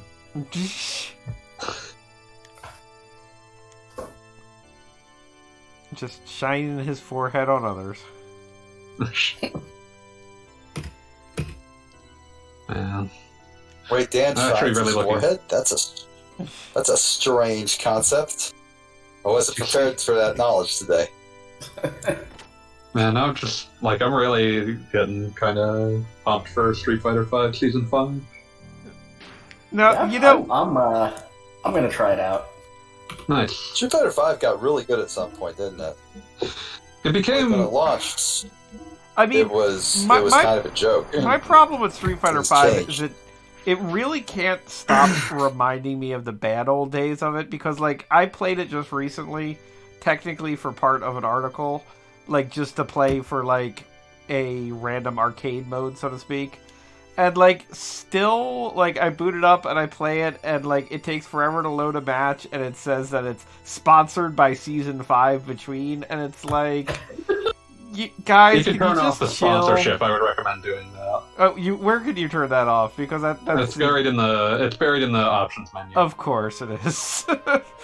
Like, it's just, I don't know. Like, I've had some good times and bad times with it. I feel like I'm going to wait for Season 5 as like a, so to speak, like $10 everything thing in a year. I just like part of it is also just that Street Fighter 4 bothered me because it took no chances with any of the characters. I can't disagree with that. Like, to a point, like, that made me happy, and to another point, it's kind of like, well, I could just play Street Fighter Alpha and that'd be fine. Yeah, whereas like Street Fighter 5, it was like, maybe they shouldn't have always reinvented characters, but they sure liked just doing like, what if this character was just really weird? Yeah, no, I mean, What if like, they just operated entirely differently? like I think I mentioned in the forum thread, but like I liked kind of what they did with Dalsim, but other than that, and also Charlie, and other than that, I feel like almost every character, like, it was kind of like, can I just play as the old version? No, I just want them to. I want them to be novel. I want them to be weird. And it was just like, I feel like some of it was also just that you're never going to see like this. Like, Street Fighter 6 is not going to have as interesting of an opening roster as 5 did, where it'll just, like, have half, like, weirdos from nowhere just pulled in. Like, when I think about, like, Karen was part of the opening roster salvo for Street Fighter 5, that's never going to happen again, because people reacted as venomously as they did. Wait, people reacted venomously to Karen? It's not so much that they reacted venomously to Karen, it's that they reacted venomously to the lack of, like, half the world warriors, that it's like, oh, we just can't not devote most of the opening roster to the, like, original SF2 characters, because people get mad when they're not there. I mean, Well, yeah, I like- guess that makes sense. Street Fighter 3 didn't become a household name until after it's supposed Like, Street Fighter 3 needed to, like, toil for, like, a decade before it became, like, something people were willing to accept. When it was new, it was, like, a rare arcade cab that... And Kayan hates it to this day. I mean, a lot of people do, because, like, I remember, like, hearing... Like, I was watching some translated clips of, like, streamers playing Street Fighter, and one of them was talking... Like, one of them was one of Daigo's friends, and he's like, Daigo doesn't like Street Fighter 3. Because it's like, he feels like... the description that this streamer gave was basically that... and for those who don't remember, Daigo is Mr. Evo Moment 37 or whatever it's called, the the Ken that parries the Chun-Li super and immediately whips around. Oh, sorry. Bless you. But basically, the thing that he brought up was that Daigo doesn't actually like Street Fighter 3 that much because it was a game where he felt like, well, if I got my opponent into such a bad situation, they shouldn't. Like, I should be able to take my turn. I don't like having to worry that they might parry it and suddenly have to, like, go back on the defensive. Interesting way of looking at it. Interesting. I, meanwhile, just like Necro, so it's okay. Necro is like one of my, like, what are you even doing here characters. I'm a Q fan. Even though Q is like the worst character. I was going to say, explain that, because it was talked about in the thread that, like, G is a great take on Q, and I really felt like responding, I love him too. What kind of a monster likes Q in the first place? Like, of course he's an upgraded he's such a weirdo. Q. Like, how could you be worse than Q? Because he's such a weirdo. Like, it's so... Like, the thing that I love about G is that he's so obviously, like, clearly designed to communicate he is related to Q in some fashion, but sheds absolutely zero light on what that connection might be. Like, he is in every way designed to evoke Q. He has variant, like, his moves are Qs if they weren't so fucked up. I was about to say, he's like a non-broken Q. Yeah, like, it's like Q is a malfunctioning, malformed version of G. But they very explicitly, like, they reference Q constantly, but Q's is interesting because he doesn't... It's not clear what's going on with him. And they knew not to change that because G manages to reference him in every sense without elucidating a single thing. Yeah, I think, like, G has been good except for, was it EVO or was it Capcom Cup where they announced him by having, was it his actual voice actor, like, come out dressed as G and make a speech or something? That sounds amazing. G was kind of their best, like, introducing a character that they did in the Street Fighter V, like, life cycle. Because, like, they announced G and Sagat at the same time, and G managed to overshadow the return of Sagat. Because the way that they announced him was that, like, they were both announced at, like, a tournament, but, like, tournament attendees got, like, these weird cards that all had, like, snippets of his weird-ass speech on them. It was actually, like, a clever way of bringing up that weirdo of a character. And then, like, his entire design turned out to be wants to be super president by putting videos of him getting into street fights on YouTube. And inexplicably has dirt powers. Works. What were you saying? What'd you say, Gagaba? I said, and inexplicably has dirt powers. He has dirt powers that grow stronger the more he is allowed to talk.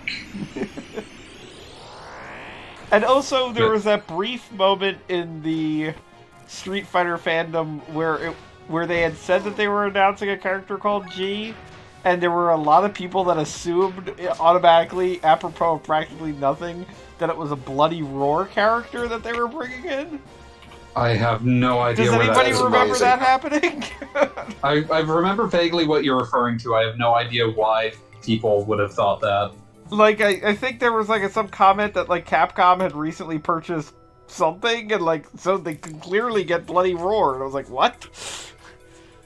It's nonsensical. I am excited for a Rival Schools character to be in Season 5. That's really good.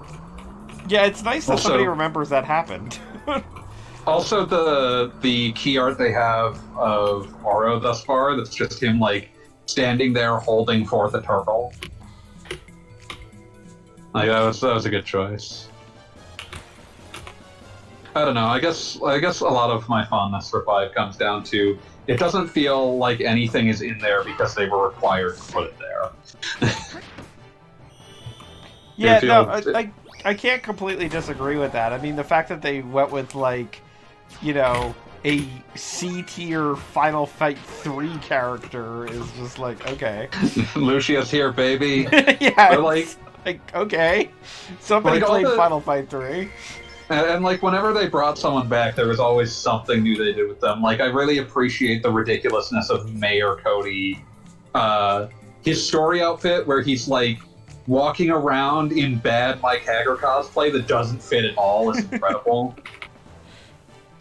I thought his suit fit. I'm not sure though. No, Oh wait, Mike like, Hager like, is like not the wearing a suspenders suit. and no shirt. Yeah, he's wearing the... suspenders and no shirt, and the pants are way too big, so his underwear is always creeping out. It's ridiculous. Okay, that is hilarious. Like, there's always at least, like, I appreciate Sakura finally gets to not have to wear a schoolgirl outfit. Yeah, She just works at the arcade now. I do have to complain about her story mode, though, because... Her story is bad. Like, just the idea that they've decided that if she can't be Ryu, she's going to become a stay-at-home mom was like, wait, what? There's ways to make that work, and I think I get what they were going for, where it's like, she doesn't want fighting to be her entire life. I don't think you need to follow that up with stay-at-home mom. But Right. I do think you can make that work with the idea of, like, I mean, fighting's just a hobby for me. I think that would have been the correct way to put it. And one of my favorite like, the story mode is bad for the direction they're taking Sakura, in my opinion, but I really love the fact that her incredibly wealthy friend recognizes that she's depressed and at a crossroads, so she flies Ryu, like, up to her door. like, hey, I think I might have a solution here. I sent your karate man I tracked down Ryu. It's like, please enjoy. Yeah, that's one thing that I assume that they'll inevitably double back on, so I would almost be have more to. angry. I would be more angry if I didn't assume they were going to double back on it. So, like, I do appreciate that for whatever you care about Street Fighter lore, 5 does try to pay off aspects of it. Oh, absolutely. Yeah, no, there's definitely a loving hand being done with so much of the stuff that's in there, particularly with the way that they bridge basically 2 to 3. Yeah, they're finally, like, just everything that was, like, set up in 2 or Alpha is, like, kind of paid off in 5 so that you can reach 3. Although, speaking of Final Fantasy characters, I'm kind of amused that they didn't bring back Sodom in any way. You mean Final Fight? Final Fight, yes. Yeah, I would have enjoyed seeing Final Fight because Solemn, because I think that Solemn is the most pitch perfect mockery of, like, anime loving Westerners that has ever existed. Yes. Like, they just gave him a shitty, like, fake samurai helmet, and he can't afford any other armor, so he just puts on a football uniform. And then, like, his entire slate of fucking wind quotes is just him, like them just phonetically having him butcher Japanese. And the funny thing is that if you go back and play Final Fight, he kind of comes off as a serious character in that, but Then they were like, but he looks stupid. He looks stupid and not serious if you consider him in the ramification of he's living in a basement here? in New York City, yes, or fake New York City. Yeah, Metro City, excuse me. Yeah, Metro City, which just incidentally has a Statue of Liberty in the background. But also, for some reason, I believe one of the maps in the game indicates that it's on the West Coast. Of course it does. But yeah, like just going full bore on that is incredible, and nothing has ever been funnier to me than Die Job Death Car. But yeah, that would be fun to see that character come back. But I don't know. Like the only characters that I really think I would be happy never to see in their SF5 incarnations ever again is actually probably 2 of the new ones, Fong and what's the guy that's just like hair sausage links all over the damn place? Nikali. Nikali. Oh, I was yeah, thinking God. like Necrid, and I was like, oh, that's a Soul Calibur 2 guy. I was about to say They knew that they had fucked up with Nikali because, like, by the time the story mode actually came out, he just kind of got shunted into the background. Nikali is, I want to say, like, almost, like, would it be Killer Instinct? I'm trying to think where he would He's be very, at like, home. Killer Instinct or Mortal Kombat style design. Yeah, no, I mean, I wouldn't even... Mortal Kombat, like, is... definitely has its own thing, and that isn't it. But I want to say Killer Instinct, because Killer Instinct always kind of had a sort of Street Fighter mentality where it was kind of like, this is our, dinosaur, this is our Native American, this is our, like, it was kind of checking boxes, and I could see Nikali being like, this is our, I don't know, like, evil god type character or something that isn't. He's a bit of a pillar man from JoJo, but yeah. Yeah, there you go. But just like his whole like stupid thing where he shows up and he's like, devour our. It's like, no. Yeah, like he was just impossible to take seriously from like, second one. Please move along. I would be happy to see Rashid show up over and over again, though. That Rashid is definitely fun. the hero of the game, no question. He's incredibly fun to, like, actually play. Like, his playstyle is really cool. Like, he brings a lot to the game, I think. And he feels like a character that is also kind of enjoying being in Street Fighter. Yeah, he's just having such a good time most of the time. I mean, that's like, I feel like that's hugely important. I mean, I obviously just had a FGC article that was about this, where I feel bad if I'm playing as a character that doesn't enjoy their job. It clearly doesn't want to be here. Right. It's like, no, stop. I'm sorry I'm making you do this, but you're in a video game where you have to. I guess as a last thing to bring up that I enjoy about this sort of, like, just I guess to finish the Street Fighter tangent, I apologize. But I guess what was I gonna say? I had like a thing that I was gonna sort of wrap this all up with, and I've ruined it. So which Street Fighters fuck is the next question? Well, not Ryu, that's for sure. But I'm not sure Ryu knows what sex is. Oh, I'm not sure he ever was given the He talk. absolutely does not understand.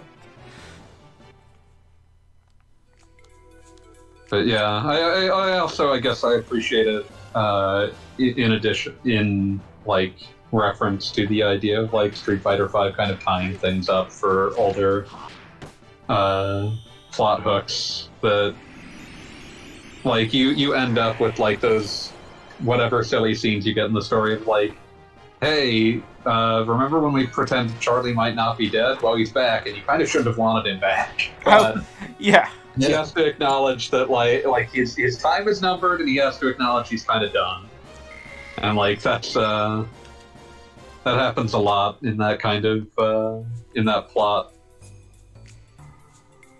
What was the other thing I was thinking of? The thing I like most about Charlie is his V skill 2. It just causes him to push up his sunglasses. He gets the Gendo like glass gleam. Oh, that was another thing that I appreciated, was that they, like, just in the background, it's like, oh yeah, and Gen finally died. Oh, did he? Where did that happen? Yeah. Apparently he convinced Akuma to actually just fight him properly. Because it's like, if you don't, I'm just gonna die of cancer, and that sucks. Or not cancer, the consumption, whatever he has, the wasting disease that he has. The consumption. The consumption, but it's basically cancer. Yeah, I do like that as of Street Fighter 4, every character that Akuma killed was alive again. Yeah, like, he notably killed M. Bison, nope, he's alive. He notably killed Gen, no, Gen's still alive. He notably killed Goten, nope. Goten. Whatever. Goten's the Dragon Ball character. Whatever, dude. Yeah. Shenlong. You can't kill Goten. Saiyans don't die. Much like dreams. He killed Shenlong to stand a chance. Wait, no, Saiyans die all the time. But they get better. When they die, they're stronger because they don't have to deal with having a mortal body that tends to run out on them. But yeah, That's actual Dragon Ball canon. I just really appreciate just that they did that, or like I love the nonsense of Kage's story mode.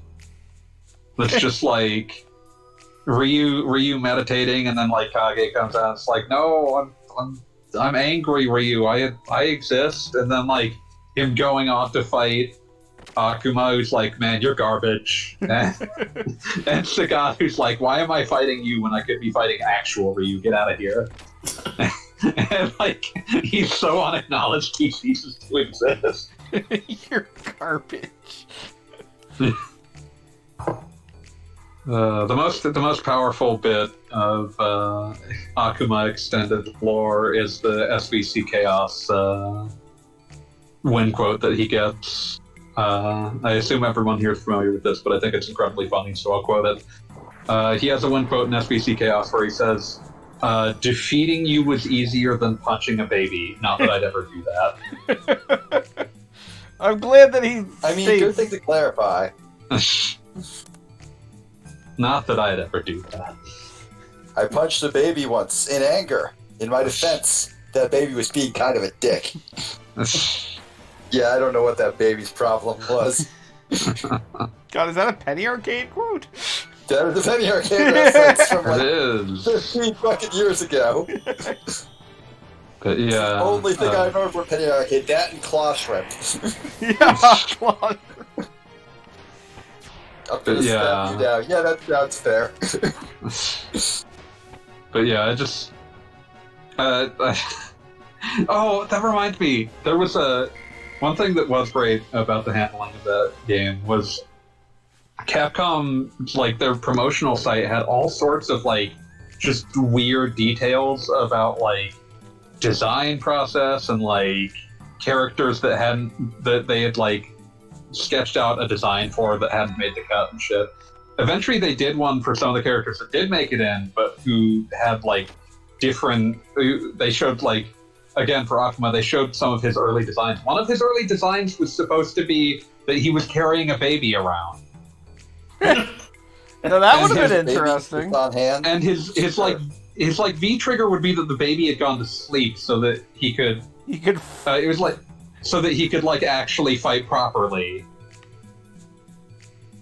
I'm trying to remember, like, they had, like, this entire thing that they had lined up for, like, Akuma with a baby, and they were like, well, if we put Akuma with a baby, we can make the baby a playable character in a later game, and, like, they were really thinking about this, like, what if Street Fighter 5 Akuma just had a baby? Lone Akuma and baby.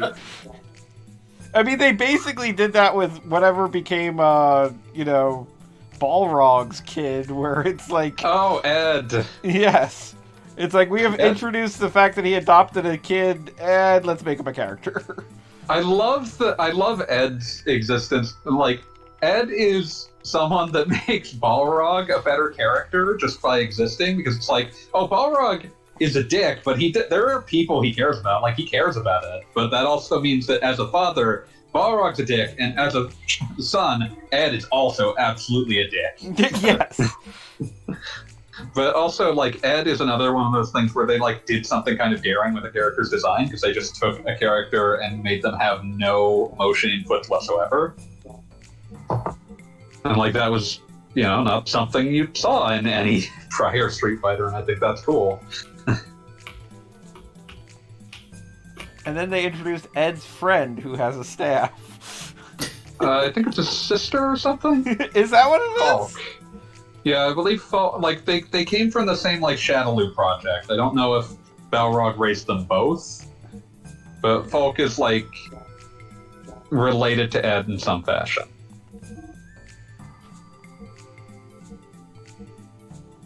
But, both of them were gameplay types you didn't see that often. And, like, that's cool. I like that. I'll stump a lot for a game that, like, it's trying stuff.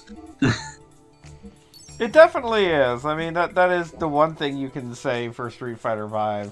And, like, I mean, obviously I wrote that entire article about it, but I felt like Street Fighter V said something about the state of gaming as it stands, because this is the Street Fighter franchise, and it's pretty clear that Capcom spent 4 years trying to figure out how to properly monetize Street Fighter, which I feel like shouldn't be difficult, but obviously is, and I don't doubt that.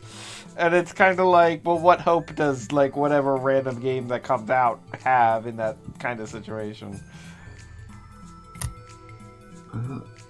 I think that also, by like the Capcom making Street Fighter 6 seems like it will be a healthier company than Capcom that was making Street Fighter 5. So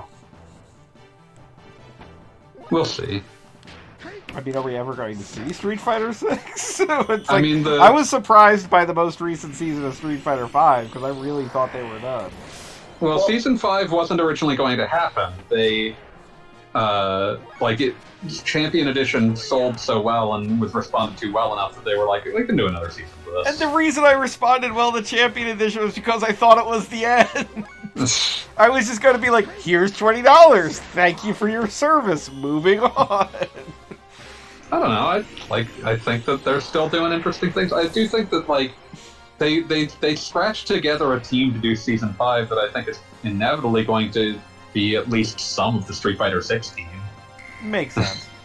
And I am genuinely... That was what they did with Ultra Street Fighter 4, too. With the exception of Rose, I mean, like, every one of those characters I'm excited to see. And, like, Rose... Rose looks fun. Rose looks fun, but she's... The only reason I would even say, like, oh, who cares, is because we've already got her little underling, who I felt kind of... Manat, who was a very interesting, a very, like, different take on kind of a similar concept. Like, that was the thing. Like, I kind of felt like, okay, this is close enough for me. The thing is, like, I can kind of understand it, because she doesn't really play that much like Rose, but... Yes, no, she's definitely... She doesn't play like Rose, but she definitely felt similarly. Like... Right, this is Rose's, you know... What was the name of that nerd from Street Fighter 3? Seth? No. You know... Dan? No. Not Dan. Sean? Sean, thank you. Like, this is the Sean for Rose, and thank you for playing. The best burn that's ever been in a fighting game is losing to Laura in Street Fighter 5 and her just saying, you were almost as weak as Sean. Well, maybe not that far. Just cruel. What Sean was like... Sean is... Like, in Second Impact... Oh, he's top tier in Second Impact.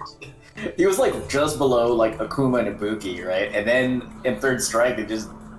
Well, they viewed that as, like, a mistake in Third Strike. They specifically went about fixing it. Like, we're sorry you made this character usable.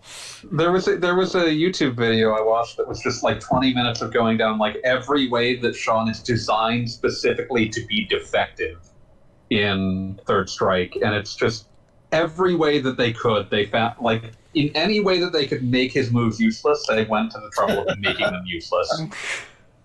Wow. Like, there's just stuff like, so one of the things is that, like, a bunch of his special moves, and almost all of his unmetered special moves are, like, either prohibitively difficult to hit with, or when they do hit, they're minus on hit. Which is bad, obviously. But even worse, like, one of the ones that's minus on hit, like his, like, spin kick, is, the way that it's set up, when he recovers from it, he recovers crouching. And that means that if he gets counter hit with it, he takes more damage, because you take more damage when you're crouching. Like, it's just full of, like, just subtle, like, this is horrible. There's no reason to ever use this. And, like, they went... apparently, the developers were not aware at the time that Third Strike would be the last Street Fighter for, like, 10 years, so they didn't think too hard about making a character who was deliberately defective. But, yeah, they kind of... one thing, like, I guess as a 5 note, is that I'm glad that they can make a Dan that is a clown, but actually has moves. So... Yeah, Dan isn't Yeah. officially out yet, right? We've just seen the trailer. He is out in like a week. Okay. But they've explained how like his V skills work, and like he can just cancel recovery on his special moves. Yeah, he looks like he's got some tech. Yeah, like if he doesn't work, it's because it's definitely by accident, not because they were like, this character should be garbage.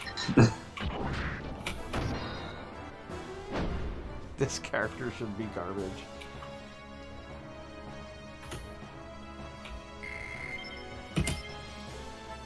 But yeah, no, the return of Dan. I mean, Dan was something that I always thought should be like, there should not be a Street Fighter game without a Dan.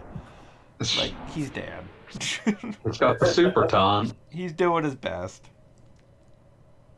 He wasn't able to be in Street Fighter 2 because his phone was disconnected and Blanka couldn't get hold of him.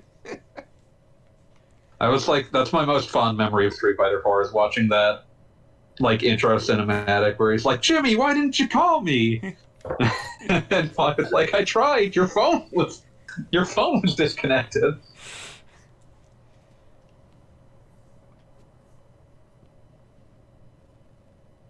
The most powerful aspect of the Dan Deep lore is fucking Sagat, like, losing to him on purpose so that he wouldn't be lost in revenge for the rest of his life. What was that part of? Like, Oh yeah, that's one of my favorite Street Fighter. In the bits. Alpha series, like, he does do that. Sagat, Okay. yeah, like he loses to Dan canonically on purpose so that Dan will give up his quest for revenge because he's already defeated Sagat. Yeah. That's one of those situations where you see a guy and just sort of go, yeah, he could really use a win. He needs this far more than I need this. I like that. Already by the time of Super Turbo, even they had already pivoted from Sagat being like an out and out. They decided to rehabilitate Sagat even by Super Turbo. It's like, no, this guy's too cool. But did they ever give him irises? No. Never. No, I mean, Yeah. Wait, does he have irises in 5? I haven't looked closely enough. Well, technically with him it would just be iris. Fair. Weird that like you've been playing Xenogears for like 2 hours and all we've done is talk about stuff that isn't Xenogears. Like we haven't even tried. I mean, I We fought a haven't made zero dinosaur in the game. For a really long time, it was like we were deliberately avoiding it because what was happening was deemed too dull. It was extremely dull. They were talking Now about there's this Blanka's kinda backstory. happening. Yeah, we talked to... Yes, Blanka's backstory. He's going out to find all those stolen Blanka dolls. See, that's some good stuff. Got a merchandise, Jimmy. See, the reason I bought Champion Edition, and the reason I'm pissed off there's now going to be more, is because I could just buy the game and it came with a bunch of the costumes, and I didn't have to play It came with nearly all of them. whatever random loot box thing was going on in order so I could play as Airman, and it was just all there and done, and now we're back to this again. At least the Season 5, there's not just a character pass, there's also a pass that just has all the costumes and stages, too. Yeah, which is another $20, which makes me feel bad. Well, then just wait for it. I know, that's what I plan on doing. And that's what I'm telling Meanwhile, I myself wanted until 5 minutes after Dan is released, and I'm like, oh, I gotta get that now. Like, I've probably spent like $300 on Street Fighter 5, and that makes me sad. I think I spent like probably about 100 because I bought like Street Fighter 5 Vanilla, and then I got Champion Edition. I mean, that's 80 right there if you bought it when it was new. Yeah. And then, And I definitely bought so about 120. Like, there was the first season pass I definitely bought, and I guess I definitely bought the second season pass. Was the third part of Champion Edition, or who was in the third season? There are 4 seasons included in Champion Edition. Okay, so I probably bought third too, because I am a sucker. Maybe don't do that. Yeah, I know. It's just like every time. Capcom's like, here's at least one character you like, and I'm like, damn it. Cody wearing a suspender, I'm all about that. I just waited until there was like I feel like it's one of those things. It's like these Ooh, fighting look games, at just you, wait. Mr. I have restraint. I bet you I don't. wouldn't even pretend I'm some pillar of restraint. I bet It's you're not like, even broadcasting from a basement with 2,000 useless video games. You monster. I mean, that's more to do with the fact that I don't have a job, but 2,000, huh? That might be lowest. the list it's scary. Like it's not for lack of desire. It's just like.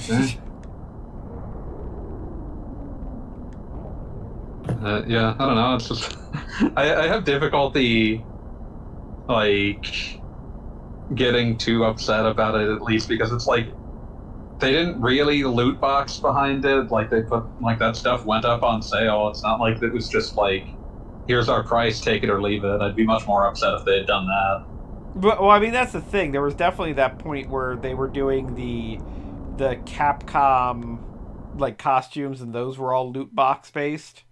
Were they? Like those. when they were first released, you could only get them through the Manat fortune telling thing or whatever. Oh, thank God that went away. I was about to say that didn't last, but it was definitely what seemed to be the direction it was going because somebody at Capcom looked over at Overwatch and was like, "Yes, free buy." Never look at what Overwatch is doing and think, well, yes, I should do that.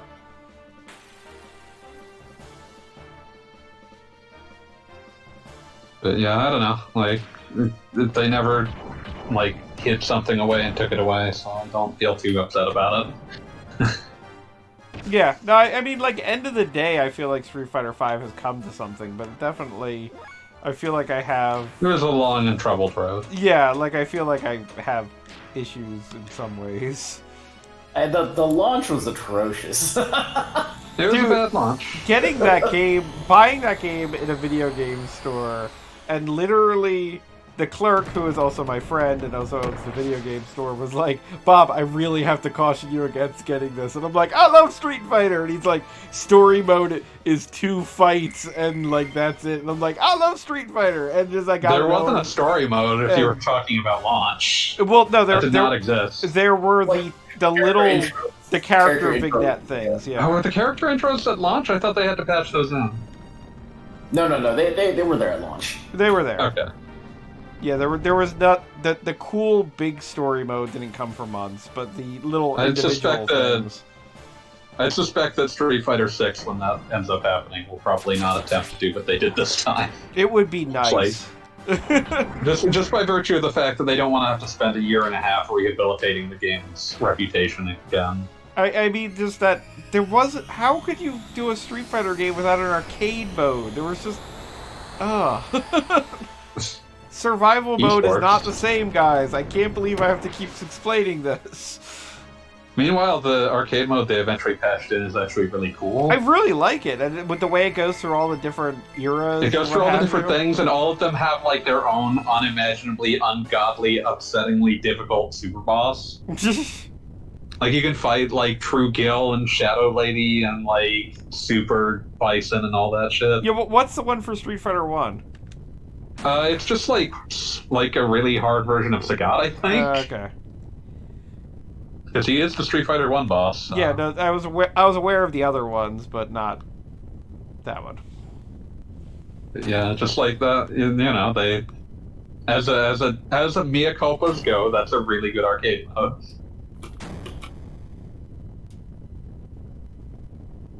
And yeah, and again, it feels like in the end Street Fighter V came together, but I feel like there were a lot of bad days. Yeah, it's one of those games that's reputation will get better, like, once Street Fighter 6 is out, because it's like, people can look back at it holistically rather than having to look at it as it slowly develops over the course of years.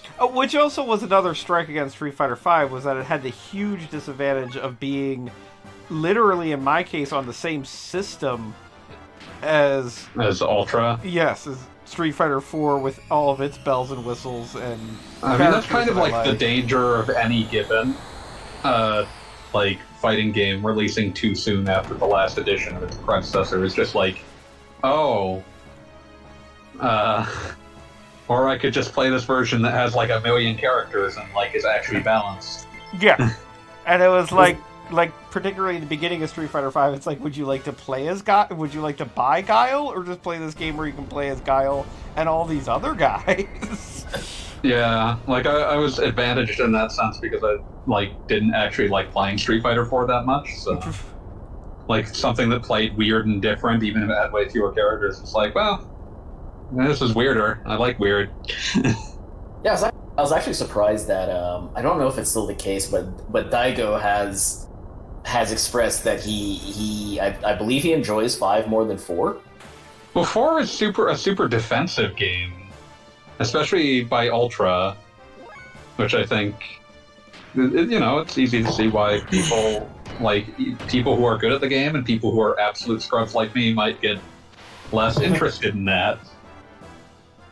I do think that, oh, good. I was just going to say, in general, 4 always felt to be a lot closer to 2, Street Fighter 2, and legitimately, of the many Capcom fighting games that I've played, I acknowledge Street Fighter 2 is... Oh, you're gonna hurt Galley Scrub. Is super important, but it's not, my favorite compared to, I can name, off the top of my head, Darkstalkers, the entire Versus franchise, and even something ridiculous like... I don't know, I'm trying to think of another Capcom fighter, but... I was hoping you were going to shout something like Tech Romancer. Please don't say you prefer Clay Fighter over Street Fighter. No, Capcom. Well, not Clay Fighter 1, but Clay Fighter 2. Oh, get out of here. Even as a joke, get out of here. Man, I am someone who had the N64, was so starved for content, that I played Clay Fighter 63 and a third so much. And that game's racist as shit. Oh, it is super racist. And replaying it as an adult, it was like, holy shit. Yeah, replaying that as an adult was like, why was this allowed in front of me? There is barely a single character that isn't racist. And that's only if you don't consider clowns to be a race, because then every character is racist. It's 1998 and it's a race? Because I have to take umbrage with that. Clowns are not a race. That's like saying cops are a race. And cops will tell you they're a race. They're lying. How are you even able to tell the difference between a cop and a clown? Because I haven't been able to pull that off. A clown will only kill you after stalking you for a week. Cop won't put the effort in. But... yeah, oh my god. It was like fucking Clay Fighter 63 and a third. It's 1997 and it's time to have a character who is just a racist witch doctor character with a bone in his nose. The existence of that game as being allowed with no commentary by any group about how nakedly offensive 90% of its content is truly damning of the entire industry at the time. And also a shocking foreshadowing of what would happen with Earthworm Jim in the future. Oh yeah, Earthworm Jim's in that game. Let's talk about his creator. Right at goddamn home. let's not talk about its creator. Let's never do that. That's a good call. But yeah. I suddenly really want to talk about Rat Fist. No, I don't. So I'm going to talk about Street Fighter V some more while we have this emotional reunion between our two star-crossed lovers. Wait, they're star-crossed lovers and they both have robots? Well, it's just like Romeo and Juliet. That is what Romeo and Juliet was all about, but it just seems like a really weird... No, actually, if they're star-crossed lovers, they probably share a lot of interests. That makes sense, actually. Never mind, take it back. It makes perfect sense. Sharing robots. Oh, jeez. Street Fighter. But yeah, I don't know. I want Street Fighter 6 to still have a move where Zangief just gets really big and red. For no real reason, I just think that was really funny. But does he turn into a robot? No, only in the Versus games do we get Mecha Zangief. Have any of the mainline Street Fighter games like really adopted anything from the Versus series? Because I feel like they should. I don't think they want them to go that crazy.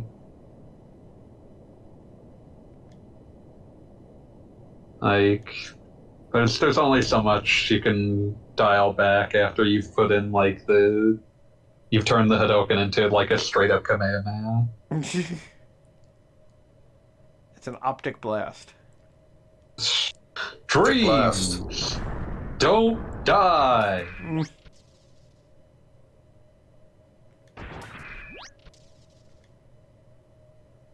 If you kiss your star-crossed lover, but you're both inside your giant robots, are you really kissing, or is it more like just a car crash? Also, Faye shouts. And if it is a car crash, does that make it a metaphor for your relationship? These are the questions no one's talking about. I'm talking about them, but I don't want to, so we won't anymore. Okay, we're done. Yeah. Okay, can Now, we just wait? I do have to talk about Xenogears for a hot second because Yeah, I was gonna say. No. Faye decides that the entire village burning down is a teachable moment for Ellie, and is like, "Hey, this is what." What if we learned, Ellie? And even though he's got a giant robot that could potentially be helping, they're taking a moment to just like look at the carnage and be like, "Now, Ellie, you did this, and you shouldn't do it anymore." What if we learned here today, Ellie? It's just not like you. You've known her for 20 collective minutes. Remember that time we fought an elf in the woods? Good times. Remember that time that I was in jail for a minute? Really not selling this romance too great.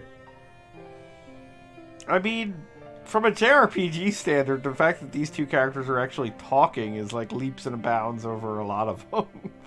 I mean, it beats Surge and Kid, I guess. Yeah, like how many like games seem to rely on a romance where the two characters like barely even actually interact? Like, listen, I'm just saying, on the PS1, I was more invested in Cloud and Tifa. This is fair, but like Chrono Trigger, like Marley is willing to like throw down her like whatever when Chrono dies, and it's like, did they even talk since the fair? Well, the problem is mostly that Chrono doesn't talk at all. So maybe well, yeah, talk, he's not very verbal, dude.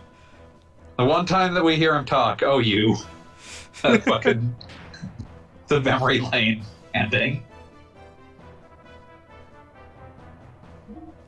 But yeah, the silent protagonist really poisoned the idea of how you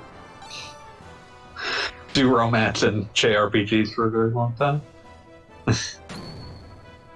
Actually, dislike silent protagonists. I think it's an idea worth keeping around at least. I think they have merit, but I think that they often require the projection of the assumed like 12-year-old straight male to like patch together aspects of where they were supposed to be romantically involved with someone. It's like, oh, the pretty lady likes my character. That means she likes me.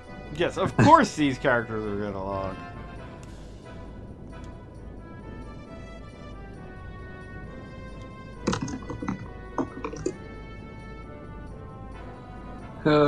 But hey, we were forced to save because there's been so much spray.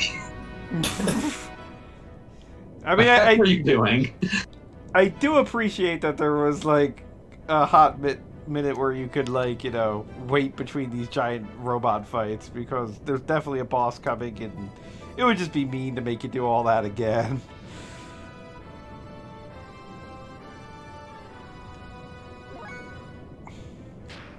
And now and also don't forget that we're still fighting in Gears, which are weirdly annoyingly fragile in how they run out of fuel and can just leave you completely damned. Like, I maintain that this is my biggest problem with Xenogears. Like the disconnection between Gears and the ground level fighting, in addition to like the ways that it can fuck you over, I mean, the disconnect is one thing. It's just it's more the emphasis on the fuck you over part for me, because there is like it doesn't feel empowering to power a giant robot fighting machine. It feels like something you have to worry about. Like, oh my god, It's much more work than managing a normal character. Right, there's a gear Yeah. part coming up. Have I been to the item shop recently? Have I done whatever it is I need to do? Am I fueled up? Like, it's not... I'm not sure if any of the Xeno games ever actually successfully made playing in the gear or equivalent empowering. Whatchamacallit, the one on the Wii U. Xenoblade X is the one I was thinking of that, like, they might have finally managed that in that one. Yeah, no, I would say they definitely did in that, because it also gives you huge movement options, because you can fly. Yeah. And, like, that is a lot of fun. Yeah, whereas meanwhile, like, the eggs in Xenosaga 1 are just completely fucking useless. You could get through the whole game and not even realize they're there.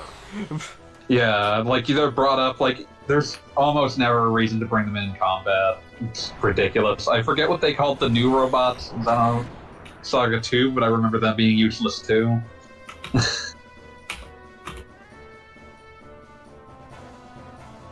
So, yeah, not actually a great track record. Yeah, for, like, sort of vaguely being known for this. Like, the actual... like, Imagine it was... having exactly one job and being so bad at it you've never done it right. They did it right eventually on the Wii U, where no one got to see it. Yeah, it's like Yeah, the one that's game just that hasn't pathetic. gotten off the... Maybe that's what they're going to announce tomorrow. I would enjoy a Xenoblade X. I mean, I want to say at this point now that's the last game on the Wii U that I can even think of that hasn't made the Switch. Which one is this again? Xenoblade Chronicles X. And where does that... Is that a sequel to Xeno 1? Is it a side story? Yes. All of the answer to all of these is yes. It is definitely its own little universe, so don't worry about it too much. Yeah, I'm looking at like the things that haven't been ported. I would probably like Fatal Frame 5, though I don't expect that to ever happen. Let's see. Like, I think that I would laugh if Game & Wario did. Is that even possible? Like, that's barely a game to begin with, but... It's kind of like, what was the Wii U, like, launch game? Like, Wii U Park or whatever? Or Nintendo Land is what you're thinking Nintendo of? Land, thank you. Nintendo Yeah, Land. that would present challenges. I like think Star Fox Toadstool. Zero would literally cause people to riot in the streets. We got you a Star Fox game! Yay! But yeah, like it's basically these Wind Waker and Twilight Princess HD ports that I would expect are possible. For the record, Star Fox Zero, I felt like, was just like the final finger to the Wii U. It's like, here was what we were gonna try and do with the system, but no, go away, goodbye. Star Fox Zero, the great crime of Star Fox Zero will forever be that they didn't just like continue where they left off from Star Fox Commands, which would be literally. But then Star Fox Command literally made like any sort of continuation just completely untenable. I mean, they could have just made it F-Zero, and then nobody would have been I like, just wanted "Oh." to double Well, down and say, no, all that shit happened and it's not going anywhere. Well, like before, like right after Command came out, they were like any sequel to it would likely start in the middle of it and create a new ending for it.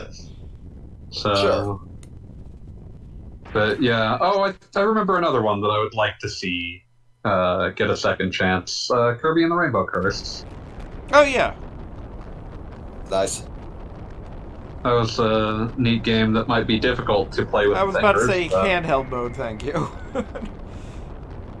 Like, it might be difficult to play with fingers, but I think you could do it. Especially on the higher resolution screen of the Switch compared to the Wii U gamepad. Wii U gamepad was only 480, wasn't it? It's a weird resolution, as I recall. thought it was like just 480. I'm pretty sure I was. I don't think it's a standard 480. It is a 480 resolution, but it's not the standard, like, 480. Yeah, it's 854 by 480, which I don't think is standard. Yeah, no, that actually is as close as you can get to a 14 by to a 9 by 16 480. Yeah, like it's a 16, it's a wide. That's how I had to size stuff for my screen. 480. Yeah, it's a widescreen 480 resolution. It's a which is incredibly 480. rare Which resolution to honestly, actually have. which weirdly is also what the GameCube output at. Not GameCube, the Wii. It was literally the Wii, like in widescreen, at actual resolution that a Wii game would be at. Also, if we're allowed to dip back before the Switch, or before the Wii U, just put Punch-Out Wii on the Switch. Oh yeah, Punch-Out Wii fucking rules. I would love to see Punch-Out Wii 2. Like, basically, my biggest complaint with Punch-Out Wii is amazing, but it pretty much... There's only one character that's even marginally new, and that theoretically is just a character from Punch-Out Arcade that they've just made extensive modifications. I would love to see a Punch-Out with a completely dedicatedly new roster, because to be fair, there are some characters that have been that haven't had their name changed, but they've changed so much about them that they're basically different characters. Vaguely, because I feel like they're still using like the same jumping off point. Like, for instance, like they what's the name of the character? The Irish guy? Aaron Ryan. Yes, Aaron Ryan. Like he's just a complete lunatic. Right, they went in a completely different direction, but like it's still vaguely based on the same base stereotype. So it's. I mean, like... that's what the game's always ran off of, just a bunch of stereotypes. Right, which is what I'm saying. Is I want new stereotypes. But his stereotype is so like it's not even like really based off of like it's. He's a hooligan. You could say. Well, I'm saying you could say he's a hooligan, but he's also just a weirdo. Well, yes. Like, once he gets to the point where he has, like, a bunch of horseshoes attached to his glove, it's just like, this is just weird. Or, like, the bit where he's, like, isn't he the one that, like slams his head into the ring post or something? Yes. But that's very hooligan behavior. They at least, like, I feel like the original Aaron Ryan and, like, Super Punch-Out didn't really have much of a character. No, so he didn't. I'll give them credit for that one. Yeah, no, they definitely went in a direction with him. I'll be happy not to see, like, Dragon Chan or anyone back. I actually watched some videos. I think it was, like, a J-Wits. Some. Oh, that ended up in my YouTube recommendation. Yeah, I watched it. And it was, like, about, the depressing reality of Punch-Out. And I watched it and I'm like, okay, sure. Yeah, I guess Little Mac kind of gets a raw deal all the time. But if you think that's depressing, please never look up like the life story of any boxer ever. Like, that's them being very true to actual boxing. Like, I mean, if anything, Little Mac came out like way better. Little Mac, the fictional boxer, came out way better than 99.99% of actual boxers. Yeah, he came out way better than half of his inspirations as well. Yeah, I was gonna bring this up because it's something I realized while watching Ashita no Joe, which was definitely an influence on Punch-Out and a number of other things we've discussed. But one of the things that threw me was the big rival fight that marks the halfway point in Ashita no Joe, where Joe is fighting his first real rival, Toru Rikishi. I realized while watching that it was referenced in Mike Tyson's Punch-Out. Like, not as overtly as a lot of the references, but it's referenced by how Mike Tyson fights in that fight, in the Mike Tyson fight. Because, like, the first 90 or so seconds of the Mike Tyson fight, all of his punches will instantly knock you out if they manage to connect. It's just over. Right. And like the reason for the timing is true to because life of how to, long Mike Tyson. Yeah, but like the reason for the timing is that it's how long it took him to knock out his opponent for like the world title at one point. But the thing that was that stuck out to me is that for those 90 seconds, he only throws uppercut. And that is seemingly, at least I would reasonably guess, this is probably a reference to, in Ashita Joe, Rikishi throws nothing but uppercuts for most of the like first few rounds of their fight, with the proviso given to both Joe and him. Like Joe's told during that fight, based on like what his corner has found out about, like if any of those hit you, you will be knocked out. There will be no chance of you standing back up after taking one of those uppercuts. And given all of the other Ashita Joe references that are in and around Punch Out, I think that's an intentional like nod to it. I believe it.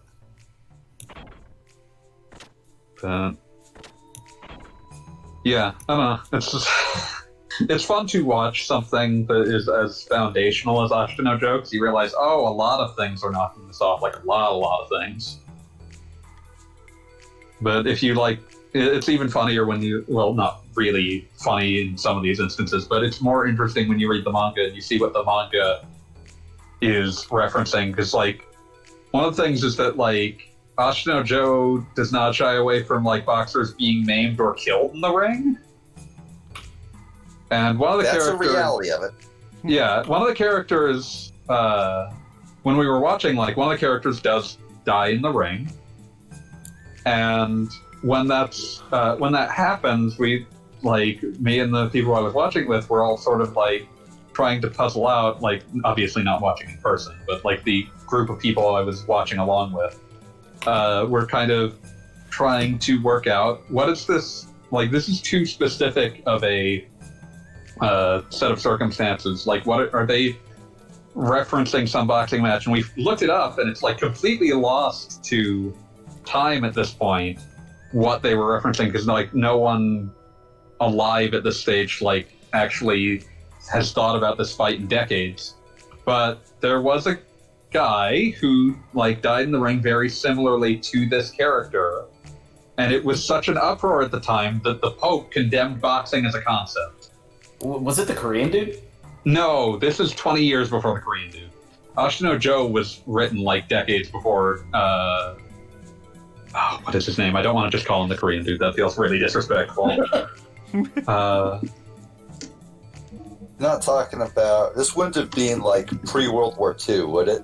It's not pre World War II. Because there was. It was like early 60s. I can't remember his name all of a sudden, but he was. Also, the aforementioned Korean dude was Max Bayer. Yeah, Max Bayer killed someone in the ring, and it basically destroyed him. He lost a bunch of fights afterwards because he just refused to hit people as hard as he could, and he paid for like the guy. He paid for a guy who he accidentally killed. Like he paid for their kids' education and everything. He was a good guy. Yeah. So the Korean boxer mentioned previously is Kim Duk-koo. But yeah, I just wanted to. I didn't want us to skate by that by just calling him the Korean dude. So. Fair enough. Good plan. But yeah, the boxing incident I'm referring to happened, I think, in the early '60s. But yeah, it was basically like, it's very haunting because it's like someone who gets to the end of the fight and like stands up, and then like during the post-fight just like falls into a coma and never wakes up. Like dies a few days later, and it's like, oh, that's haunting. And like one of the things that I've really enjoyed about Ashita Joe is that after that fight happens, Joe develops like this horrible PTSD about it, because it's like, holy shit, I punched a man and he died because of it. Yeah. No, that's a reasonable reaction. And he's like incapable of. Okay. Oh, sorry. No, go on. Like he's incapable of throwing a punch at the head for like several dozen episodes after that, because it's just like the one or two times he manages to do it, like he just sort of like he literally vomits from the like stress of realizing and like fear of realizing what he's done. It's really good. Like Shinojo's really, really good. Okay, I need to talk about Max Baer. Max Baer, this all took place in the years leading up to World War II. Famously wore a Star of David on his boxing shorts. Oh, I know about this guy. When fighting Max Schmeling, who at the time was Hitler's favorite boxer. So basically, he beat the shit out of a guy that all the Nazis were a huge fan of while wearing a Star of David. And that means that he is fucking awesome and will be fucking awesome forevermore. That said, Max Schmeling, despite being German, was no Nazi and actually helped smuggle Jews out of Germany during the Holocaust. So really, this worked out well for everyone. So really, both of them were really fucking cool people. Yay! Happy ending. Wait. In as much as there can be one, given every horrible circumstance around this. Yeah, like as much as horrible as everything in that is, it's kind of nice to know. It reflects well on both of that. That both of these punchmen were actual like decent human beings with functional souls and stuff. But yeah, no, Max Schmeling has like been honored by like multiple Holocaust Remembrance Foundations and stuff as like one of the true heroes of that horrible goddamn thing, and that's really important, I think. Because it's nice, because like a lot of people just like hear about the Max Baer part and be like, he beat the shit out of a Nazi. No, that guy wasn't a Nazi. That guy was the opposite of a Nazi. The Nazis just liked him, but that wasn't his fault. Yeah. He doing so made Nazi sad, which is excellent. But yeah, dude was not a Nazi.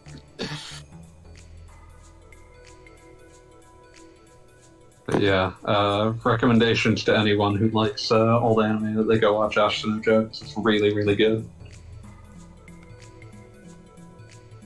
Man, Megalobox starts up again in like a month. I'm just looking forward to that. That's gonna be awesome.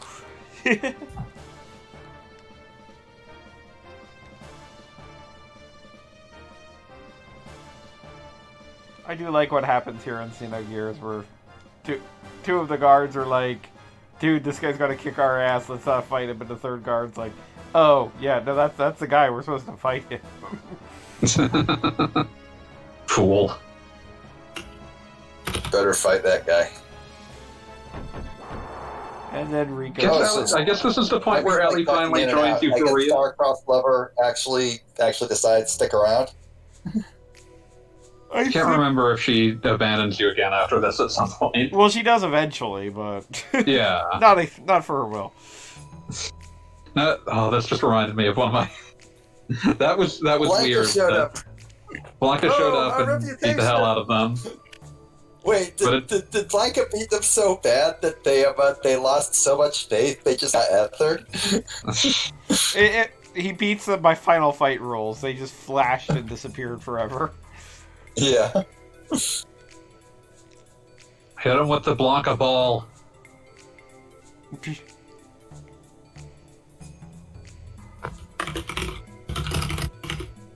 So here's a cool thing I found out today, totally unrelated to this. You know, Super Mario 3D World re-release?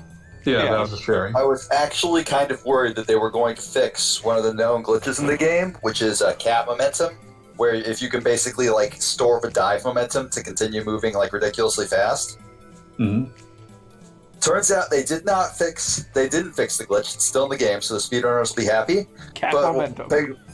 Cat momentum, yes. But the thing that will make the speedrunners even happier is that that's no longer the fastest way to move in the game, because they just cranked up the speed on everybody. Oh yeah, the game is just way faster in general, which I think was kind of stop to anyone that wanted to play it faster. It's just like, just all right, fast. sure, make it faster. So I was genuinely worried that they were going to make the speedrunners sad, and instead they gave the speedrunners more things to be happy about. Everything they could have wanted. Yeah, people were noticing that it was running way the hell faster ever since it was announced, and it's just like people kind of wondered, like, is that gonna still be the case?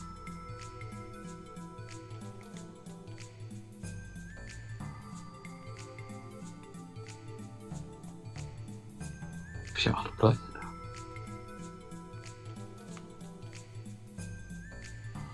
I am completing a side quest that I don't otherwise need to complete. But yeah, no, I've been actually playing the new Mario, and I like it. Murphyo. It good. Although I do have to say, How's it Fury? Yeah, I've heard good things. I I'm tried. gonna play it as soon as I get my Switch back. I tried to play it with my dear wife, and That's not gonna work. she immediately picked Toad, and I was like, honey, he's too much for you. And she's like, no, I can handle it, and then just sailed right off the stage. Like, Toad was already the fastest one. Making him faster might have actually made him difficult to control. Yeah, no, he's insane, and I'm really sorry that was her first choice. Now I'm wondering how the Mario Like the Kart time I stages made my feel. wife play Sonic Classic Heroes with me, and I should have made her pick Tails, but she went with Knuckles because she liked the color. That's fair. Tails is easy. If you hammer the jump button, you just fly and can go wherever you want. Knuckles, though, has, like, you know, an angle to momentum and stuff.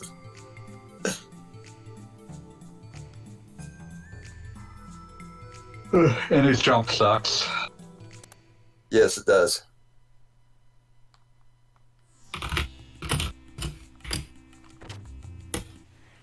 I love the bespoke sprite work in this game. The cat wandering around with two kittens following it. Like, this really is the absolute end The sprite work is fantastic. this. Yeah, like, this is the Like, very Square would pinnacle. never make a sprite-based game that looked like this again. Yeah, this is the very pinnacle of we have all this incredible power of the PlayStation 1, and we're gonna use it For sprites. for sprites.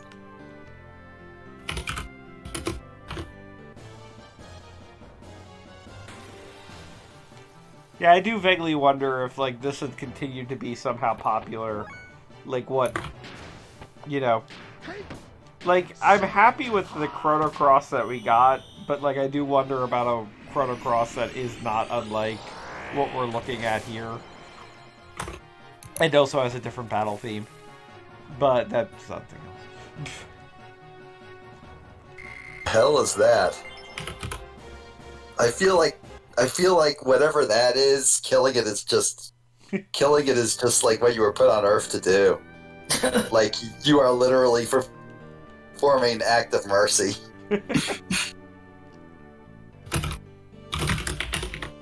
It's important to help others with your giant ice blades.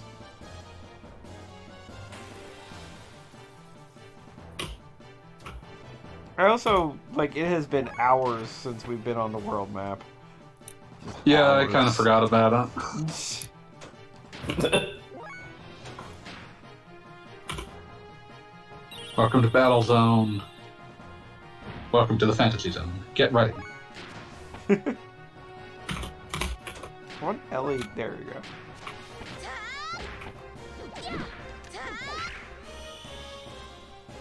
I want to at least get a few Ellie death moves in here.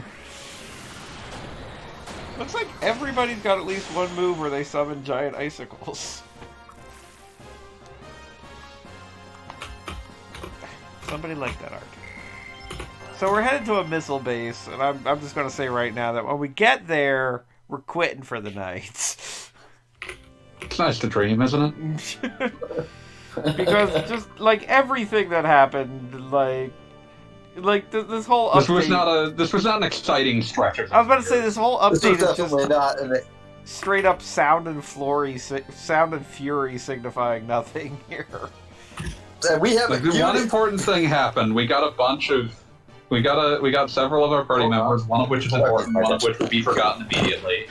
Yeah, what's his name?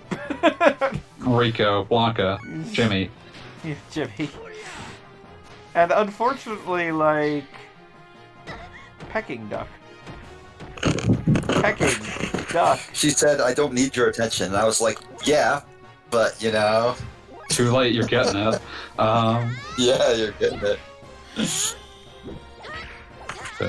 Yeah. But yeah, no, I mean, like an entire city got bombed, and Rico found out his true parentage 3 seconds after it was introduced that he didn't know his true parentage, and then like kind of still didn't mean anything. and they introduced the elements, and like it seems like a lot happened, but like in the most boring way possible. Oh, and also our gears were definitely flying, which seems important when there's jumping puzzles. There's gonna be an entire update that's just gonna be complaining about those. You have an idea. I have every idea. I've forgotten so much, pretty much everything about this game, so I don't have any idea. There's a lot I like about this game, but I'm glad I'm not the one playing. And speaking of which, there we go. We are at our dungeon for the day. So Welcome to the Goliath Pain Factory. I am going to call Wait, it is a that night. for the name? No. Just regular called the Goliath Goliath Factory. It's where they make gargoyles. But anyway, Oh, okay. I'm going to call it for a night. So everybody, thank you for participating in this discussion of Street Fighter V. So we also talked about which Smash characters smash. Okay, last bet Wow. before we cut it off. My money's on Rex from whatchamacallit. You? I'm going with the Unbelievable, yeah. Doom guy. Did you say Pink Eye? No, Pink Eye can't be a character. Doom guy. Oh, Doom Guy. That makes more sense. Fanboy, you got a vote? Nah, I'm not in the prognostication. Oh, come game for on, that. just name a character. Come on, dude. Just for funsies. Beyond the Grave / Brandon Heat. Oh, that would be awesome. Yes, That's so good. obviously. So, B, when at first I thought I heard you say, like, let's vote on which Smash characters smash. And I was Oh like, no, but we were discussing. We had that discussion for like an hour. You missed it. You missed it. You can catch it on the tape. I'm gonna upload these soon, I promise. You better. Been waiting to hear myself babble about nothing. I got 1 and 2 Okay, together now let's go. today. Your prediction, so they let's should be go. uploaded soon. He already predicted, wasn't it Doom Guy?